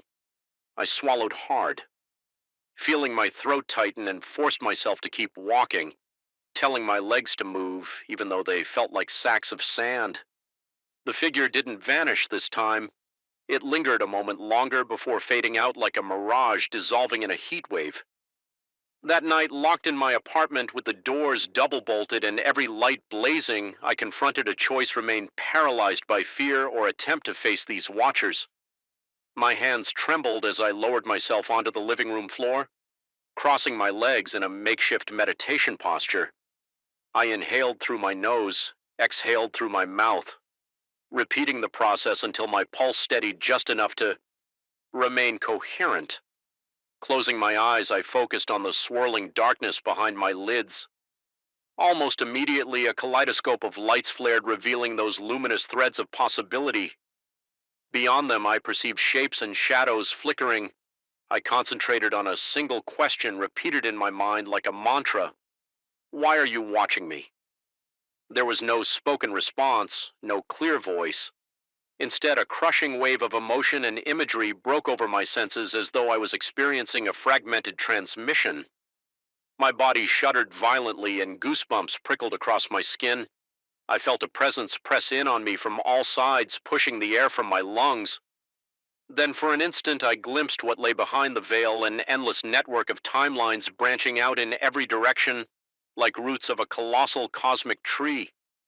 At the edges of these roots dwelled numerous entities, drifting between realities, their forms constantly shifting as they observed me, curious yet seemingly cautious. When I opened my eyes, tears streamed down my cheeks and my breathing was ragged. Still, a curious calm settled over my chest. My heart was racing, but not in blind panic. This time it was more like anticipation. I sensed that these watchers weren't necessarily malevolent. They had noticed my expanded perception the moment I swerved away from fate on that highway, and now they were studying whether I would succumb to terror or evolve beyond it. Slowly I pushed myself up from the floor, wiping the sweat from my brow. A faint trembling persisted in my hands, but I felt a newfound determination in the days that followed. I experimented gingerly with my ability. Whenever I saw the overlapping realities, I tried to breathe steadily, acknowledging them rather than recoiling. Strange as it was, I realized each timeline was like a ripple in a vast ocean. I could feel the shifting currents, the gravitational pull of events that might happen, might never happen, or were happening in parallel. The watchers appeared less frequently, perhaps because I was learning not to panic at every flicker in the air. I still felt them there, lingering at the edges, but they seemed more like silent guardians than hunters. I won't pretend that everything has become easy. I still have nights when I wake up drenched in sweat, convinced I see one of those tall silhouettes in the corner or sense them outside my window. My heart still jackhammers in my chest. My mouth dries up and a cold flush scuttles along my spine. But now there's also a small spark of defiance inside me, a realization that I am capable of navigating the labyrinth of these multiple realities. My fear, while ever present, is tempered by a cautious curiosity. I survived that highway incident for a reason. It wasn't just luck, it was the opening of a door. In my consciousness, I'm learning slowly to walk the line between terror and acceptance, to stay grounded in one reality. Even as I sense countless others, the watchers remain their presence, an unsettling reminder that I've stepped into a realm beyond ordinary human awareness. But if they expected me to collapse under the weight of my new perception, they might be disappointed. I may still quake with dread when I feel them near, but I refuse to lose myself to horror. Sometimes in the hush of midnight, when the rain batters my windows and the shadows on my walls stretch to impossible lengths, I sense that unsettling pressure in the air. Once again, my heart picks up pace and my palms sweat, but I whisper inwardly that I'm still here, still fighting to keep my grip on the fragile thread of normally. And in that whisper there is resolve, because no matter how many versions of reality I see, and no matter how many entities lurk at the perimeter of my vision, I have chosen to remain in my original reality. Whatever that truly means, the watchers might observe me indefinitely, but they cannot take away my will to stand firm, eyes open, determined to face each new fracture and distortion without surrendering. I learned that facing the unknown can be both terrifying and liberating. I carry the weight of my expanded awareness, and I feel the watcher's curious, unwavering attention every time my reality splits in two. Yet I'm here caught between multiple worlds, living proof that sometimes the veil can be lifted and still one can find the courage to persist. And though I may never banish the fear entirely, I've accepted it as part of my existence in this twisted, shimmering tapestry of possibilities. Story 12, I still remember the first night I sensed something was off in that cramped dorm room. The ceiling light flickered in a rhythmic pulse like a dying firefly casting distorted shadows on the walls. My heart pounded so heavily I could feel its vibrations through my ribs, and there was a sudden chill in the air that had no business existing in that overheated college building. From that moment, dread seemed to seep into every corner of my life. I had transferred to this university at the start of the semester, eager for new experiences and better opportunities. My roommate Colin appeared ordinary enough, a quiet guy who mostly kept to himself. He was majoring in ancient studies, a discipline I hadn't even known existed. We shared polite greetings, a few jokes, and typical small talk, but there was a strange quality to our interactions that I could never quite define. Initially, I dismissed it as social awkwardness. I remember shrugging it off, telling myself it was just my imagination that everyone in a new environment feels some level of discomfort. I couldn't have been more wrong. It started subtly. I'd wake up in the middle of the night because of strange mutterings from Colin's side of the room. My initial thought was that he was simply talking in his sleep, as many people do, but his tone and inflection were unsettling. Low guttural, laced with an otherworldly cadence. Sometimes it would sound like a chant. Other times it was a single phrase repeated with increasing urgency. There were nights I thought I caught the syllables sliding into something that resembled Latin or maybe Greek, though I couldn't place any exact words. The next morning when I asked him indirectly if he had nightmares, he would blink in confusion and say he didn't recall any dreams at all. His calm demeanor almost convinced me I had imagined everything. The real terror began the night I woke up to the bed creaking in an odd rhythm. The sound was like someone shifting their weight, but it went on for too long to be a normal toss. In turn, my eyes adjusted to the darkness and I saw Colin hovering, yes, literally hovering an inch or two above his mattress. My vision seemed to shake. At first, I thought I was seeing illusions born from sleep deprivation, but when I rubbed my eyes and focused, the image remained chillingly real. He was elevated just enough that the gap beneath him was unmistakable. My breath caught in my throat. Fear lodged itself in my chest, making my pulse hammer so loud I could practically hear the blood rushing in my ears. I wanted to turn on the lamp, but found myself frozen in place, my fingers gripping the edge of the sheets with such force that my knuckles turned white. My lips felt chapped and I was sweating in the cold night air. Then in one horrific moment, he spoke in a voice that didn't belong to him. It was a low hiss, layered with a whisper that seemed to resonate from somewhere deeper. Older, I caught only fragments of meaning.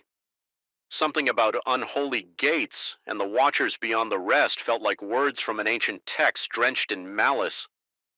The next morning, Colin didn't remember anything, and there was a bruise on his arm. He couldn't explain. He asked why I looked so pale. I pretended I had pulled an all-nighter, and he gave me a sympathetic nod. His eyes seemed vacant, as if something had hollowed them out. That day, I tried to focus on my classes, but my concentration fractured with every stray thought of the previous night. My mind replayed the image of Colin's body hovering above the bed. I nearly dropped my pen when I realized my hands were trembling so badly I couldn't keep a steady grip. Late that afternoon, I stopped by the campus library searching for anything that might illuminate what I had witnessed. Books on folklore, possession, demonic manifestations, all of it seemed too bizarre for my rational mind. I began to question my own sanity. Perhaps I had been half asleep, or maybe it was a hallucination triggered by stress. Still, some old texts I skimmed referenced phenomena eerily similar. Ancient tongues spoken in the dead of night, floating bodies, cryptic knowledge that no mortal should possess. By the time I left the library, darkness had settled, and the walk back to the dorm felt like navigating a labyrinth of shadows. I found myself glancing over my shoulder every few seconds, certain I was being watched by something I couldn't see that night. Things escalated. I woke up coughing, my throat feeling scorched. An overpowering smell of sulfur drifted through the room. Colin was upright on his bed, eyes wide and unfocused. Chanting the words were guttural intermixed with deep rasping sounds that seemed too loud for a human throat. Though I didn't understand the language, I sensed it was ancient. Older than anything I had encountered in my research, a faint trembling crawled through my limbs, leaving me gasping for air. Then abruptly his voice changed. It dropped an octave and seemed to echo the entity or whatever had taken hold of him, started referencing my childhood events. No one else could possibly know it. Mentioned a time I had an accident in a neighbor's backyard, and the sensation of guilt I carried for a secret I'd never shared. My stomach roiled in fear as if a cold hand had squeezed my insides. I could taste acid rising in my throat and my forehead was slick with sweat. The next morning I discovered something new. Symbols.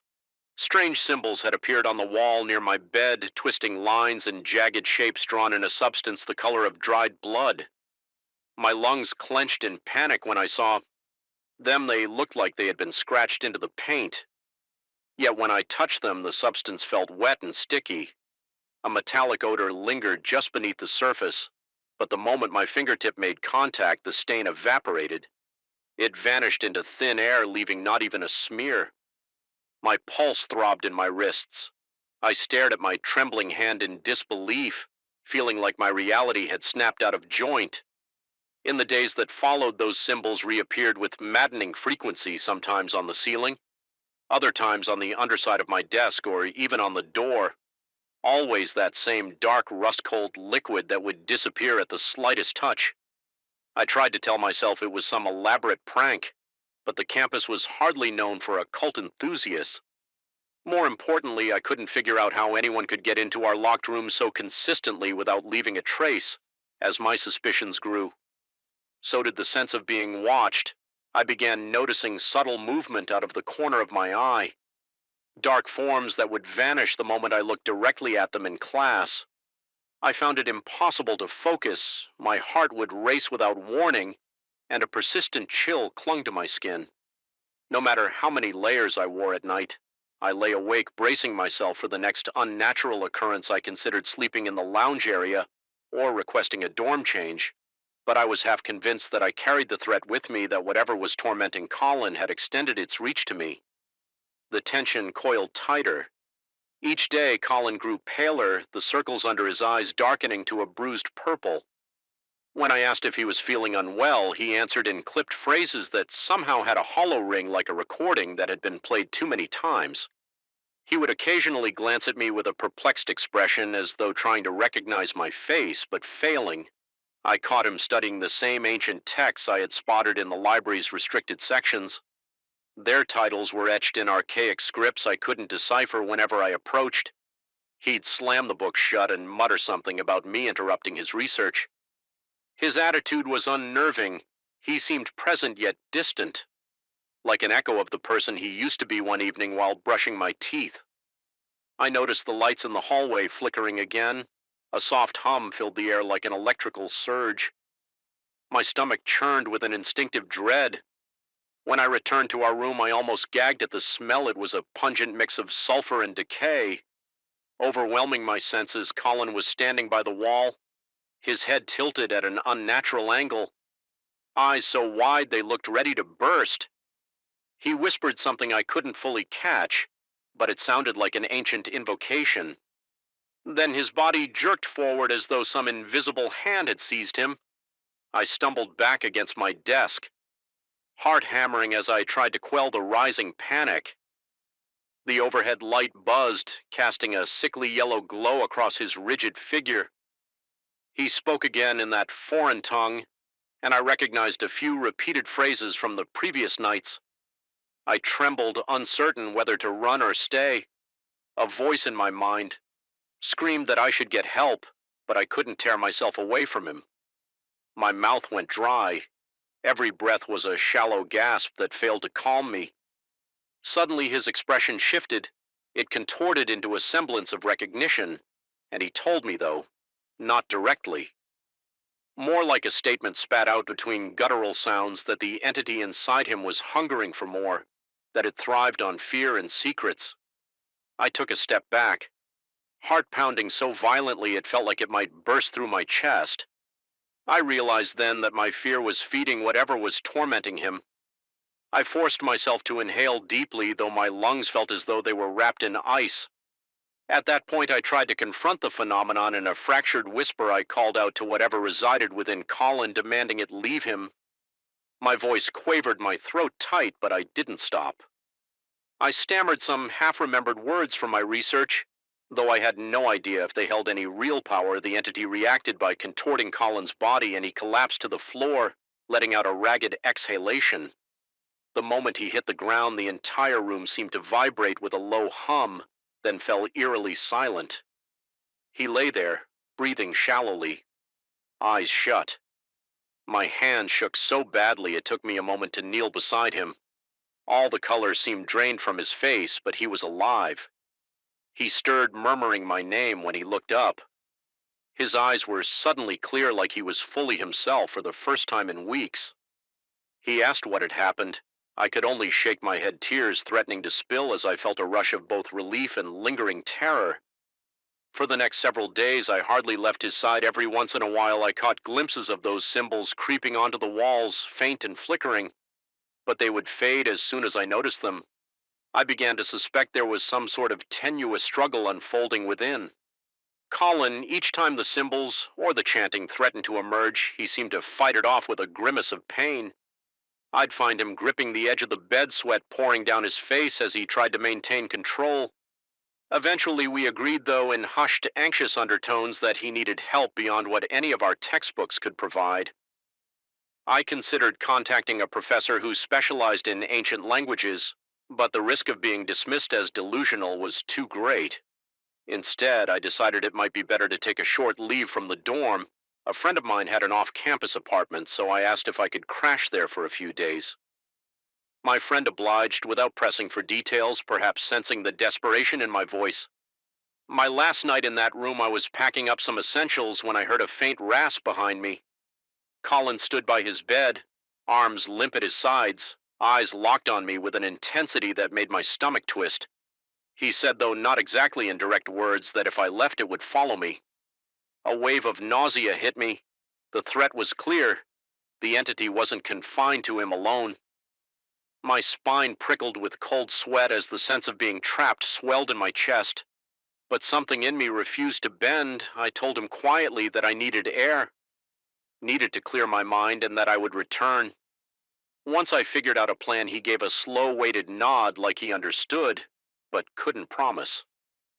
Anything would improve. Walking out of that dorm felt like walking away from a nightmare. Yet the dread followed me. Every sound in the corridor echoed off the walls, making my skin crawl when I finally stepped outside. The night air felt freezing against my damp skin, but I breathed in as much as I could. Feeling my heart thrash in my chest, I remember wiping the sweat from my brow, my arms trembling from adrenaline and fear at my friend's apartment. I tried to sleep on the couch, but every time I closed my eyes, I heard the echo of those ancient whispers, felt that unnatural chill on my skin. My heart would start racing, my mouth turning as dry as sand. Paranoia drilled into my thoughts. Maybe the symbols would appear on this very wall. Maybe I would start speaking in that guttural voice. The idea took root, and I couldn't stop shaking. I paced around the small living room until dawn, feeling more like a cornered animal than a college student in the morning. A fragile resolve hardened within me. I realized that ignoring or fleeing from this horror only tightened its grip on me and possibly on Colin. So I returned to campus, my pulse spiking with every step closer to the dorm.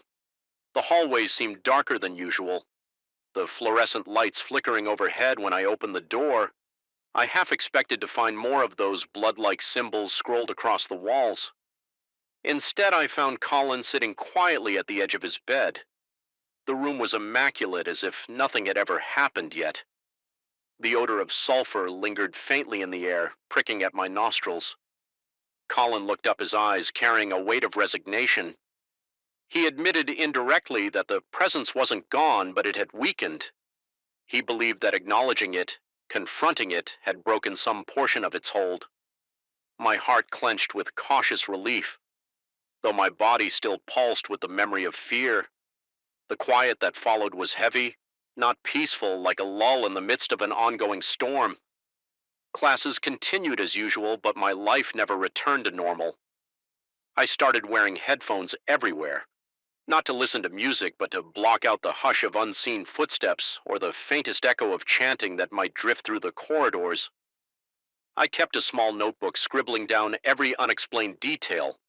I noticed the fleeting shadows, the goosebumps, the unnerving hush that sometimes fell over a crowded room.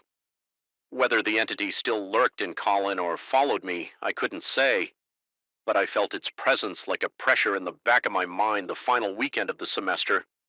I woke up early, drenched in sweat.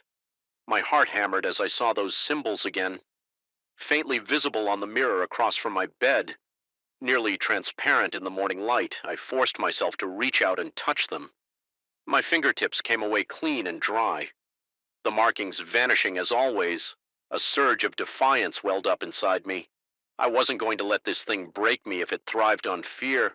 I would offer as little as possible. Still, the sense of unease never truly left me. Colin and I both decided to move out at the semester's end, but we avoided describing our experiences to the housing staff. We feared we'd be labeled as disturbed or worse, that our story would draw more attention from those dark corners of the world we had glimpsed on the day I left that dorm room for good. I paused before stepping into the hallway. My skin tingled with the memory of countless sleepless nights, whispered incantations, and the sight of a body floating inches above the bed. I could almost taste my own anxiety, bitter and metallic on my tongue. I don't know if whatever plagued that space was truly gone. Even now in my new apartment, I sometimes notice the faint outlines of symbols on the edges of my vision dissolving into nothing. The moment I blink, my hands still tremble occasionally, and my pulse can spike without warning, as if my body anticipates something lurking behind the veil. Of normally, there are nights I sit straight up in bed, drenched in cold sweat, convinced I hear the guttural chanting in the distance. I've tried rationalizing it, stress leftover trauma and overactive imagination, but deep down I suspect the entity remains drifting in unseen realms watching me. Colin and I still keep in touch mostly through cautious text messages. Neither of us admits we've truly escaped that lingering darkness. We just maintain a silent understanding. We survive something that defies explanation, and that survival comes with a price, an imprint of dread etched into our minds, a permanent crack in the safe bubble we once called reality on. Especially quiet nights, I'll find myself staring into a dark corner of my room, the hair on the back of my neck standing on end, the shadows twisting into shapes I can't quite describe. My breath grows rapid, my eyes water, and I'm left with the distinct and inescapable sensation that something is there, waiting, biding its time. Even though I made it out of that dorm, the echoes remain a suffocating reminder that some horrors never truly music end. Story 13. I remember the first time it happened. The silence of my apartment at 4 in the morning felt like a physical weight pressing against my chest, and I swore something was breathing in the darkness with me. The soft hum of the refrigerator and the distant drone of traffic outside seemed strangely magnified, as though the world had become a distorted echo chamber in that suffocating hush. My instincts told me something was there, watching, waiting, and poised to reach out. I wish I could say that moment was fleeting, but it was only the beginning of a series of events that would leave me questioning my own sanity. My name is Daniel, and I've spent years climbing the corporate ladder in S. Paulo. Negotiations, frantic meetings, and perpetual networking have always been my environment. I used to relish the chaotic pulse of the city, the congested streets, the honking horns, the bright neon signs that blinked all night. Somehow the overload of sensory input comforted me because it reminded me I wasn't alone. That was before I started dreaming about the samurai. It began as a recurring nightmare. I don't recall every detail, but the focal point was always a lone figure clad in ancient armor. Plates of metal and strips of worn leather intricately tied together. His hands resting on the hilt of a long blade. His face was mostly hidden behind an imposing helm, yet I could sense his eyes fixed on me night after night. I'd see him standing in a moonlit field under a sprawling cherry tree with withered blossoms. Despite the armor, his presence emanated a silent urgency as though he were fighting against the boundary of my dream. To deliver a warning, over time his silent form began to speak without words. It felt like thoughts echoing in my head, urging me not to travel.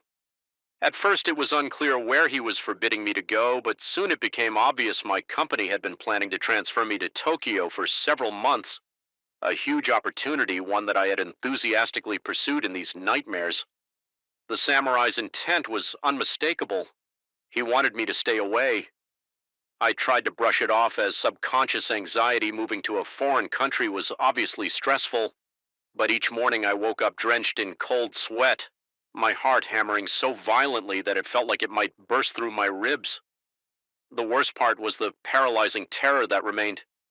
Once I opened my eyes, I'd stare into the shadows of my bedroom, convinced the samurai might step out from some corner of the room. My pillow and sheets would be damp, and my chest would ache from shallow breathing. I remember wanting to dismiss these dreams as random nightmares, yet something in me couldn't shake off the dread 3 weeks before my scheduled relocation. My boss called to say the transfer was canceled. He used indirect, almost apologetic language, explaining that the Tokyo office had decided to scale back expansions. I should have been devastated. Instead, I felt an uncanny flood of relief. My dreams had grown more frantic in the days leading up to that phone call, and part of me believed this was exactly what the samurai had wanted from that moment. Something shifted. The nightmares continued, but the tone changed. I still found myself in the moonlight field, but the samurai no longer stood rigid and menacing. Instead, he lowered his head in what felt like gratitude.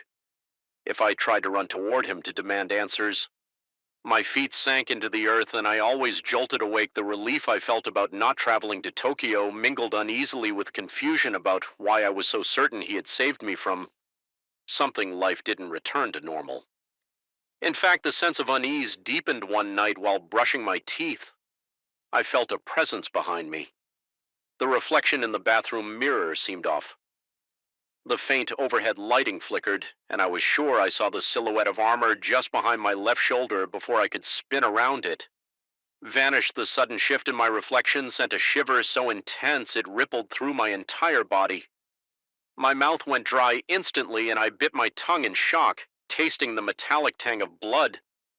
My breathing quickened, and I gripped the edge of the sink with whitening knuckles. My heart was pounding like a desperate fist on a locked door, urging me to flee over the next few days. My apartment turned into a labyrinth of reflections where I caught glimpses of that same shadowy figure in the polished surface of my coffee table, in the tinted windows of my office building, even in the water pitcher at a friend's dinner party. Each time it appeared for the briefest instant, a flicker of armored shape behind me. Whenever I tried to pinpoint it, the figure vanished. The fleeting nature of these sightings might have left some room for doubt, but the dread in my gut was real. I felt a constant trickle of cold sweat along my spine, an itch of paranoia that made me look over my shoulder more often than I cared to admit. It wasn't just reflections, objects from Japan, gifts from colleagues who had traveled there, items I had collected in anticipation of my move, started shifting in inexplicable ways. A decorative katana I kept on my wall would tilt slightly at odd angles, as if someone had jostled it. A lacquered wooden box I used for tea supplies once ended up on the floor across the room. Its contents spilled late one night. I heard the distinct rustle of fabric near the corner of my living room, only to find a small Japanese tapestry lying on the ground. Nobody else was in my apartment.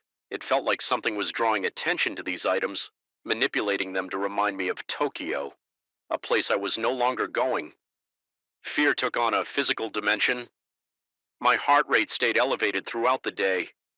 Sometimes I had to step into a quiet hallway at work and lean my forehead against the cool wall just to regulate my breathing. I'd close my eyes and count my breaths, feeling the sweat trickle down the back of my neck. I kept telling myself I was losing it, that this was all stress-induced hallucination, but deep down I knew something unexplainable was happening. One afternoon I decided to photograph my apartment, hoping to capture any oddities. I wondered if I might see the silhouette that kept dogging my reflections when I checked the pictures on my computer. Later, I felt my stomach lurch and twist in every image where a mirror or reflective surface was visible. I saw him a faint outline, the shape of armor behind me.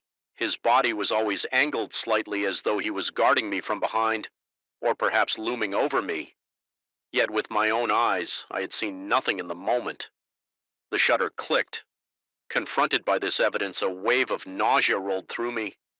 My vision blurred, and I found myself gasping for air, the room spinning with a dread that was almost overwhelming.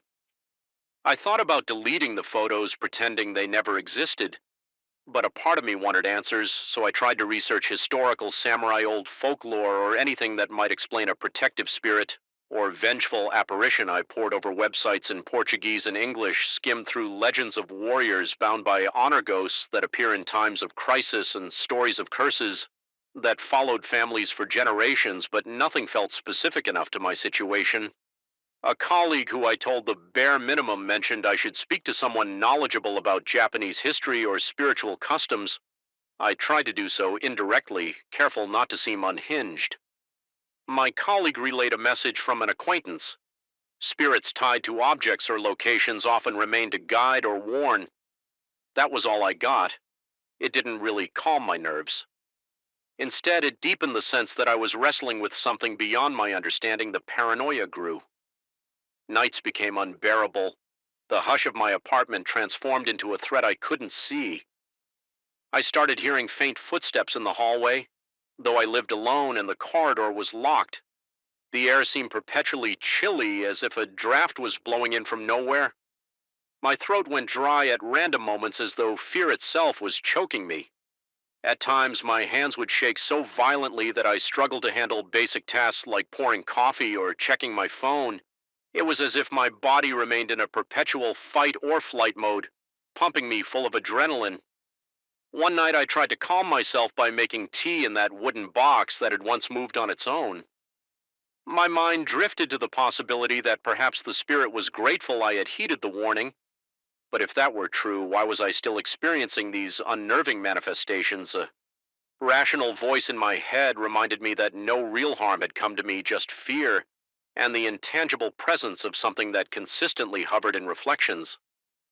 Perhaps the samurai was still trying to protect me, yet every time I caught sight of him, my chest seized as though I were in mortal danger. I hated the sensation of being trapped in my own skin, my breath hitching heart pounding on one particular evening. I couldn't shake the feeling that I was being watched from every reflective surface. The tension had gotten so suffocating that I decided to drape sheets over mirrors and turn every reflective object face down my laptop screen. The glass frames on my walls, even the polished surfaces in my kitchen. Anything that could hold a reflection had to be covered. I spent hours rearranging my apartment until it looked like a stage after a show with dust sheets and dropped curtains. Everywhere I tried to convince myself that the emptiness would help me sleep instead. The oppressive stillness of the place only amplified the sound of my heartbeat echoing in my ears. In the middle of that night, I had a dream, or something more like a vision. I was standing in my darkened living room with the sheets still covering everything. The samurai stood there too, his armor faintly outlined by moonlight. Leaking through my window, I felt as though he was communicating gratitude and reassurance without uttering a word. But there was an undercurrent of warning as well, like he was telling me this wasn't over. When I woke up, I found myself clutching the fabric of my bedspread so tightly my fingers tingled my pulse, a roaring thunder in my ears at work. The next day, a coworker asked if I was all right. I forced a weak smile and said I hadn't been sleeping well. The coworker suggested I visit a specialist, maybe a therapist. I only nodded absently. I couldn't bring myself to recount all the bizarre phenomena I could already imagine their concerned faces, the inevitable recommendation for medication, and the underlying suspicion that I had broken under corporate stress. My final straw came a week later. I had just returned home from a particularly long day. Exhausted and desperate for some semblance of normalcy, I flicked on the lights, dropped my briefcase by the couch, and sank down onto the cushions. That's when I noticed movement in the far corner of the room. My decorative katana, which I usually kept mounted on a wooden stand, was upright on the floor, its blade gleaming in the glow of a nearby lamp. It stood at an angle that defied any logical explanation, as though an invisible hand were holding it in place.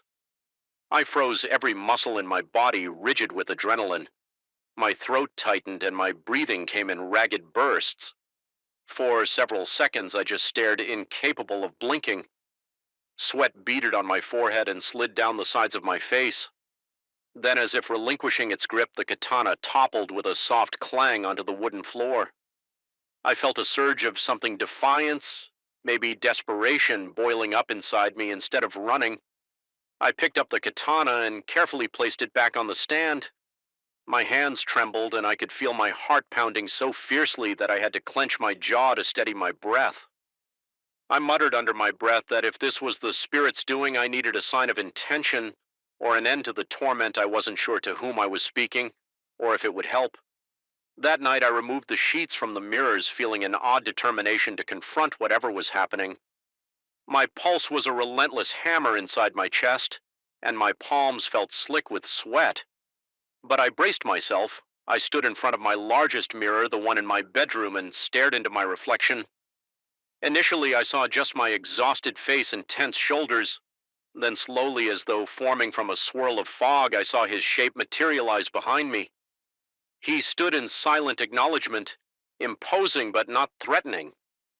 In that moment, it felt like our gazes locked. Even though I couldn't see his eyes through the helm, I thought I sensed relief radiating from him.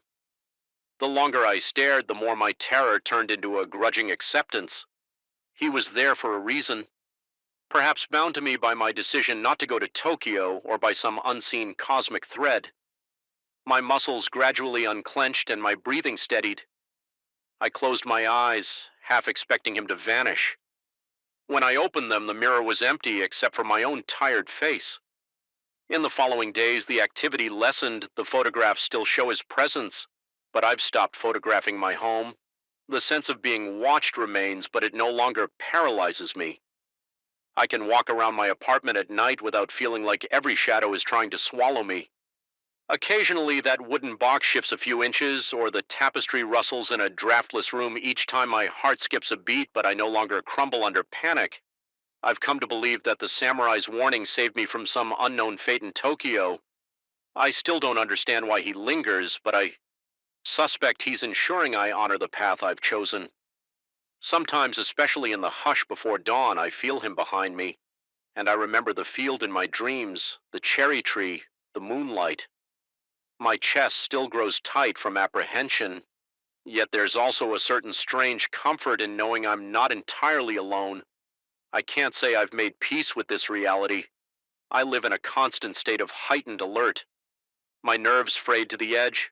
I've tried to explain to myself that it might all be psychological, but the evidence suggests otherwise. The photos, the moving objects, the mirrored reflections that still occasionally reveal his outline, whatever is happening, it's beyond rational explanation. For now I remain in S. Paulo. I haven't traveled to Japan, and I doubt I ever will. Some nights I sit in my living room with the lamp turned low, sipping tea from that wooden box, and I feel a presence near me. My hand trembles a bit, but my resolve stays firm. If this spirit or entity is truly thankful I listened, then perhaps it's granting me a chance to live without regret. The future holds a creeping uncertainty, a lingering tension that hums in my walls. I carry it with me everywhere, like the faint echo of footsteps following just a few paces behind. And although I can function day to day, I know I will never again dismiss that quiet sense of warning when something feels off. I've caught myself glancing into windows and mirrors in public spaces, half hoping and half dreading to see him standing there, watching over me from the other side of the glass. Sometimes my heart jolts when I see a flicker, but it's always just my reflection or a trick of the light. Then again, it might be him stepping back into the shadows. Just as I turn my head, the thought sends a ripple of cold through my veins, but it also keeps me vigilant that watchfulness has become my new normal. And a part of me believes that as long as I respect this unseen boundary, I'll remain under his silent protection, even if it means never truly being free of his watchful gaze. Wherever this ends, I'm certain of one thing. The line between reality and the unknown isn't as clear as I once believed. I can't forget the oppressive sense of danger, the dryness in my throat, the chills crawling down my spine. I feel it's still a constant reminder that something watches from beyond the veil.